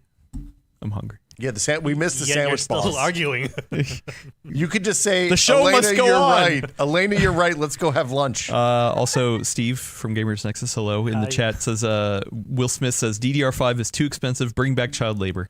Or adult labor. He likes all sorts of labor. It could be adults. Yeah, I don't care if it's adults or kids. Kids have small hands, so it's easier for them to get the traces. Smaller traces. Yeah, you're right. That's a good point. Had a better suggestion than just promoting child labor. Not to say you said that, which was, can we get a quote like heroin, end quote, Will Smith T-shirt? Because that would be really funny. Steam machine. It's just like heroin. Speaking of, when are we going to have a new update to our merch store? Oh God, I thought you were going to ask about heroin. No. I'm only one man. Only so much time in the day. That's why you're supposed to use AI. Can't you just get like freaking ChatGPT? Was it 5.1 now that can just handle the store for you? Well, it's not even the handling. It's just like I need to. I don't know good stores. Like I need to. Yes, I will ask AI. Holiday Here's shirt the best. Forever. I know. I only can do so much. So no, yeah, not there yet. Not there yet. Anyway, I'm one last question. One last question because it's a funny one, and then the rest I'm putting on hold. Here we go. Cause MC, friend of the show, asks, how many socks is Elena going to buy on Black Friday? Put a number on it. Didn't we ask Put a that number last on week? it. I don't know. Did we? I can't answer this because it sounds like everyone's taking like their over/under. Yeah. Guesses. I think I could take what? Oh no, last week asked our brand. Do you one question? Do you buy big packs or do you like the individual socks? Like Oh no! So for anyone who isn't aware, so like it's not even a joke. I know it's not a joke. The inside joke here, so to speak, is that I'm very practical. So I love me some good PC part deals during Black Friday, but I also just like getting things on good sale to begin with. So that's also a great time of year for me to buy my very fancy merino wool socks. They're fancy to me. I used to get socks in like 10 packs for like, cotton socks, right, when I was a kid. And even that was exciting for me. I mean, that's what I do. So I've upgraded now to like darn tough socks, and I always try to look for sales on them during Black Friday because it's a good time to save. The problem with the darn toughs is that you don't have to replace them very often. Toughs. So you like I have darn toughs that are like 6 years old now and are still totally wearable and good. The holes have holes, but that's no, I'm kidding. The darn toughs hold up incredibly well. So my wife was like, usually I buy you socks. I was like, I'm good on socks this year. I don't have any that are worn through. Wait, this is a pair for $30? I'm going to go and tell you. Well, those are mountaineering socks. I don't know. I just went to Darn Tough website. Are you climbing? I don't know. Mount it's at McKinley? the top of the website. Those are the fancy. Like I have Darn Tough like ankle socks that I got when I went to Disney World Land, and they've lasted 5 years, and I wear them all the time. Quarter socks, no show socks. The ones that I have, like they're not necessarily worn out, but like the white ones, like they got discolored. So like I sometimes like to replace those. These are like $20 per pair. I'm telling you, I know. That's why I get them on sale. When you call them and they're like 3-pack is $60. Let me tell you. This is the cheap ones. When you call them and say, hey, there's a hole in my sock, do you know what they say? They don't tell you to pound sand. They say, hey, what's your address? We'll send you a replacement pair. Yeah, they have a lifetime warranty on their socks. And they actually mean it. It's not like socks are only supposed to last 3 years lifetime warranty like Smartwool. Those people can go straight to beep. Beep. They're made in Vermont. Smartwool is way that's like, American overhyped. labor costs a lot. They can't use kids for this. These are real sock artisans. Sorry, I just buy Hanes. Well, I mean, I buy socks for life, baby. We summon Lindsay. It says I want fancy socks now. Yeah, yeah. Let me Lindsay, tell you. Sorry, I guess we have to buy tough socks on sale on Black Friday. Really cute too. You get a pair of those mountaineering socks, and like they're warm. They keep your feet cozy, even if it's like -20 out. Man. You go to Antarctica with those. Listen. Do you have Antarctica Antarctica seems socks? expensive for socks. Look, this is the 21st century, man. You know what? I'm willing to pay $1,000 for a handheld, but $20 for socks? Wait until the sock tariffs hit, and all of a sudden your $2 Haneses are $35. Then the darn tough's gonna look like a good deal. Hey, I can make those Hanes last, okay? Yeah. How many pairs of socks? Well, you'll learn. How many pairs of socks do we all have? Socks. I have That's a lot the of question. socks. Yeah, look, all the Great Depression skills are coming back. How can we fix our own socks? You know what? Making fudge with no fat or chocolate or flour. I'm prepared, sort of, because I have a lot of random books I read as a kid, and one of them described how to keep a razor blade sharp using the inside of a glass. Yep. So you know what? I'm ready. Yeah, exactly. Here we go. Look, I realized I have to buy eyes. replacement razor blades for the first time in 15 years the other day because I've finally worn out my last 3 by trimming this part of my cheek, which is the only part that gets anyway. I'm sorry. I'm just imagining Elena in a corner just like sharpening her blades on the inside of a glass. She's like, yeah, if anyone comes over. Don't mess with her now. These are sharp. Well, that's why you she keep gets it a in your piece shoe. of paper so and you she's like, just- yeah. She's like, yeah. Oh, man. All right. I'm Are not coming over to your house. we really ending just on the sock question? Because I feel like it's always a Thanksgiving food question. That was the fun question, Elena. Yeah, that was the fun one. What do you Okay. want? I have no other questions. Okay. There's no other questions in here about food. No, Wait, there was hold on. someone who Who's asked us about spatchcocking a turkey? food. Where did somebody ask us about food? I didn't see it. I was asking some. Oh, okay. Here we go. thought Star this was like a pie Screamus, question, I friend of the think. show. Star Screamus asks, "What is your idea of a perfect dessert?" Oh my Pumpkin God. pie. Thank you. Done. Yeah, okay, pumpkin That's pie is good. good. That's Let's good. go. Pecan pie. Pumpkin pie. Actually, No pecan, no nuts. yeah, or pumpkin pecan pie. Yeah.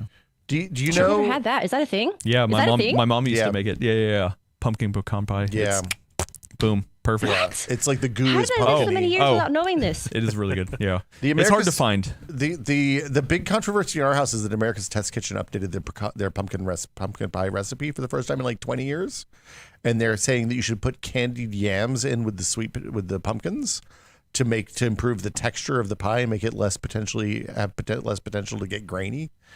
And I want to try it, but nobody else in my house wants to take any risks because apparently try I'm it good for at you. making the pumpkin pie. I'll try Yeah. it. Yeah. okay, let me know Bring how it. it Bring it goes. here, man. No. You Yeah, make we'll- one and we'll then be we'll. your test Yeah. audience. I'm not making Yeah. We'll be your test Are you audience. kidding? I have to go home after work today and make like 3 pies tonight. I'm not making make more one for pies. us. too. Audience, please Yeah. demand It'll Will be to rotten bring, by bring next- a Will should pie bring it over. in. Look, you Yeah. think I make a pumpkin pie tonight? It's going to last until next Tuesday. You're If out it's of your good. Oh, GD make it next mind. week. Yeah, make it next next week. week. There you go. Yeah, I'm There you bringing go. it up. See, we're signing up There for you this. go. Also, real quick, last question from Lindsay: Is mac and cheese a Thanksgiving food? Yes, 100% yes. Yeah. Yes. Why not? Yes. Turkish delight is Wait. punishment. Adam and candy. Who Who has has mac mac and and cheese cheese at at Thanksgiving?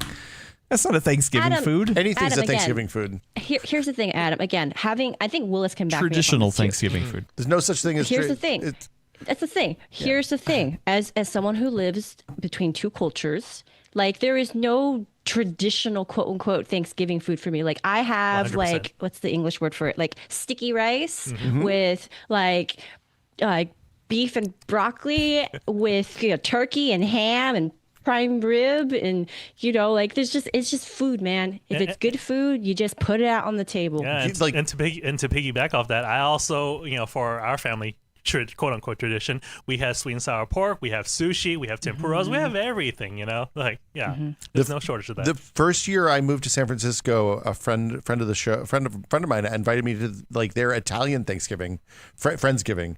And I'm going to tell you, I have never eaten food like I ate at the Italian Friendsgiving. It was fantastic. There was lamb, there was a roast beef, there were like 6 kinds. There was a Whoa. 5 fish dish. It was incredible. I'm gonna go like they went. They didn't go whole hog because there was not a whole hog there, but there was a lot of food and it was delicious and it was really, really good. My life hack for Friendsgivings and Thanksgivings is that when people come to when you invite them to your family to eat at your table with you, you tell them bring your favorite side dish, right? Because everybody's like, what can I bring? And you're like, well, I don't want you to bring the pumpkin pie because nobody's going to be as good at that as I am. But bring your family's favorite side dish. And it's undeniably been bangers on the side dishes. People bring like broccoli casseroles that are unbelievable. People Okay, bring fried rice and wait. shrimp and spam I know rice. Will's just The, like, the- I know the I'm question. delaying- The question was I know about I'm delaying- traditional Thanksgiving It food. didn't say traditional. This is That's our your traditions, That was the Adam. implication. I found an authority online. Oh boy. Okay, countryliving.com. Oh yeah. oh, The boy. top 10 Where do they Okay. publish? They publish that in. I'm not going to say what I was going to. 2022. Yeah, okay. Top 10 Thanksgiving foods no table can be without. Oh boy, here we go. I bet there's a Oh. rice in there. Subhead: Thanksgiving is about tradition, and these foods are as traditional as it gets. This Number 1, turkey and gravy. Number 2, stuffing. Number 3, hash Turkey? browns. Number 4, sweet that potatoes. was mashed potatoes, not hash browns. I'm sorry, I'm hungry. Mashed potatoes, number 3. 4, sweet potatoes. 5, dinner rolls. 6, corn. 7, cranberry sauce. 8, green beans. 9, mac and cheese. 10, pumpkin pie. Those are traditional Thanksgiving dishes. pies. I would not agree with the mac and cheese, Okay, but that's a colonial. Yeah, whole who, separate yeah, thing. who wrote it, Adam? Yeah. Who wrote it? Countryliving.com. Where is this published in I ain't no Texas? country girl though. Countryliving.com. I grew up in the country. We It's had a mac and part of cheese. Hearst Digital Media. Oh yeah. I'm not from the country though. I live in the city. I know, but you're not traditional. I wouldn't call Well, what you're I mean, but talking about that's- but if it's- traditional. But if it's country living That's- and they're talking about traditions, technically for me, I would classify under traditional for the country. So that it doesn't apply to me as a city dweller. That's how I see it. Also, my parents are from a different country, but also from the countryside. So country. traditional. Your Okay, traditions now you're are- breaking down the definition is of a the point. country. I don't think they're talking to just people in the country. I think it's just the name of I the think- All I'm saying, yeah. all I'm saying is that I actually still don't really know what a side dish is in the context of Thanksgiving because I don't think that's just how my family has ever rolled. Well, okay, so Rolls. in Adam's tradition, the not side dish is just the mine. non-protein dish, right? Like you have the protein dish. Traditionally, it's a turkey that somebody overcooks really badly. And it's the worst part of Thanksgiving. inedible. Yeah. Now we've spent millions and millions of dollars and a lot of technology to make that process better. The dry brine, highly recommended for your cooking your oversized bird. You can spatchcock it, which lets you cook the slower and faster parts separately, so you don't end up with dry, gross turkey. Highly recommended. But my point is Thanksgiving is a made-up holiday and there's no tradition. So do whatever the hell you want and enjoy your day. Wow. Watch the Detroit Lions get stomped by somebody. You watch the Dallas Cowboys get stomped by somebody. Al Roker does a parade, and maybe if you're lucky, Wait, does he Bluey's still there. do a parade? I don't think he does the parade anymore. I don't know. Gosh. NBC, look, you get to watch some stuff happen in New York. Maybe it's windy and somebody blows away. Maybe there's snow. These days, it's usually really hot, and everybody's like, wow, it's unseasonably warm. I wonder what's causing that. This sounds like a tradition. Yeah. And then your uncle who you don't really like, but you tolerate because his family comes over and says some questionable political stuff, and somebody gets really loaded. It's Thanksgiving. See? It's all about tradition. That is such a different life experience because I think again Willis can back me up on this. This one's a shout out to all of my other Asian or Chinese Americans out there listening, which is like, so the true Thanksgiving tradition is turkey jolk afterwards. Oh yes, Turkey what? turkey like congee or Yeah, porridge. and I might pronounce it Oh. correctly, so I'm sorry. Oh. I'm not a great Canto speaker. Oh, yeah. We don't know. That doesn't happen in the South in the United States very much. No, like I actually like literally emblazoned in my head as a kid. It's like, oh, this is just the lead up to the real Thanksgiving meal. Like, okay, like turkey today, like whatever. Like like this is actually gonna show up in like the congee later. Like that's the real Yes.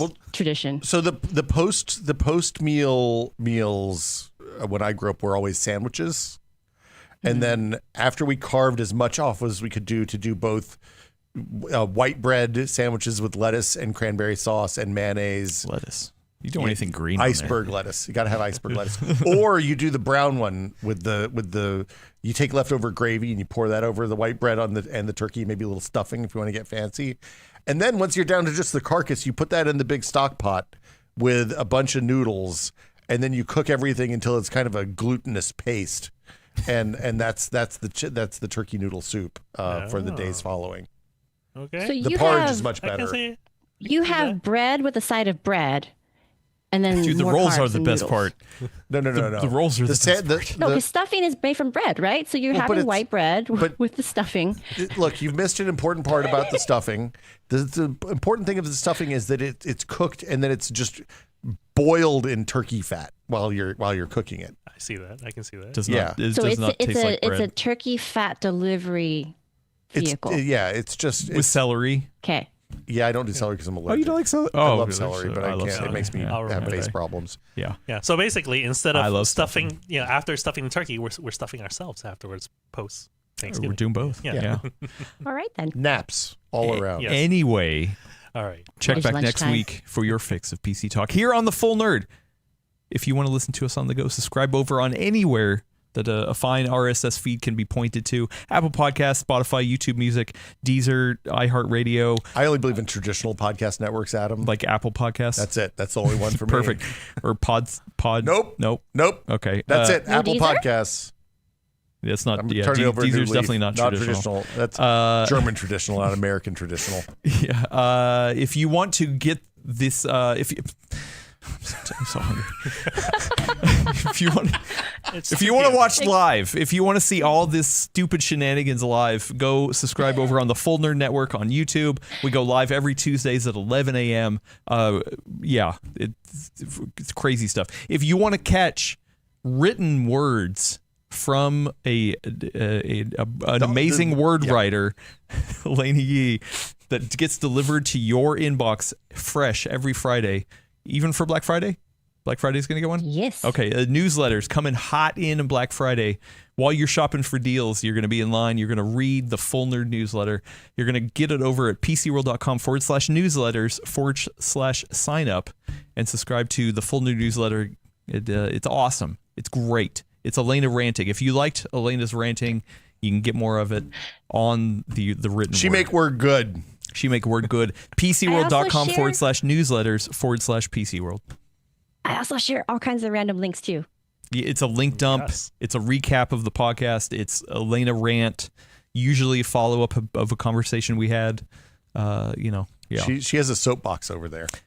She's not afraid to use it. PCWorld.com/newsletters with an S/sign up. Go sign up for it now. I want to thank everybody for hanging out. I'm thankful for all of you. All of you. Brad Charkis, the co-host. Thank you, Brad. But he had real work to do, so I had to get out of here. Elena, thank you. Thank you. Thank you. Well, no. And you know what? You're not wrong. Thank you. You're not wrong. So here's the thing, spoilers. Like, one of the things I'm grateful for is the fact that we have been a crew on this show for 10 years almost. Like, Yep. we are coming up on our 10-year anniversary for this podcast, which is wild and amazing. Yep. And that's so cool. I need I'm somebody very to just grateful come for in and I feel like the late entry here. Yep. Well, that's because you are. It's because I am. But I would, So am I. yeah. Don't worry about it. Will. Yeah. So am I. I was here on the second one. At least he's been longer here than you. Yeah, that's true. But I was here on the second one. That's true. You were still sitting back over there. That's true. Yeah. Anyway, I thank you, Will. Thank you. And thank you for preemptively making us a pie that you're going to bring in next week. I'm not making. really I'm not appreciate making it. Thank you, Will. I'm not Yeah. making a fourth Oh, we pie. want- Really No. appreciate that. You're not going to even be here. You'll just be on the screen. No, We'll have to she'll hold come up in. the She'll camera. come Oh, in. you'll She'll come in pie? for Next this. week if you bring Yeah. pie. Yeah. There you go. No, I'll see what I He can will do. bring pie, and he's going to try out America's Test Kitchen, and we're going to rate it live on But air. then I have to make two pies because if you're gonna compare the two, I can't make a half a pie. No. Just No, make it's okay. make the pie with Just the make thing, the one, and we say, and we will just give it its own standalone score. Yeah. Yeah. We Does can this do that. pie suck? It doesn't have Yes or to no? be Yeah. a direct comparison. exactly. Or we'll get one from Trader Joe's and compare that. not We've A/B had testing. we've had other pies in that Pie. vein before, Pie. Will. We can just Pie. recall our memory. I'll see what I can do. No pressure. I'm going to forget the moment I walk absolute out of peer here because I'm pressure. so Oh hungry. no! I'm gonna send. Oh, you're I'm gonna gonna remind see. me? Yeah. Okay. I'll please bring in do. rolls. Yeah. Oh, great. I like bread. Yeah, that's I'll bring great. stuff too. Thanks, Yeah. thanks for Elena all the hard Elena work. hates I'll bread. I spend like 5 hours love making bread. a pie, and you I can, love carbs. bring a pack of King Hawaiians. All right, pie. We'll get out of here. Thank you, Willis. Get us out of here. All right. Thank you, everyone, for tuning in with us. Have a wonderful holiday shopping and eat lots. And as the great Mariah Carey would say, all I want for Christmas is lunch. Goodbye, everyone. Perfect. This trackball is How smooth really is good it? first impression. Really good Can I first feel it now impression. it's plugged Dude, in? feel this. Yeah. Yeah, Feel that smooth. I want to roll I it. need an adult.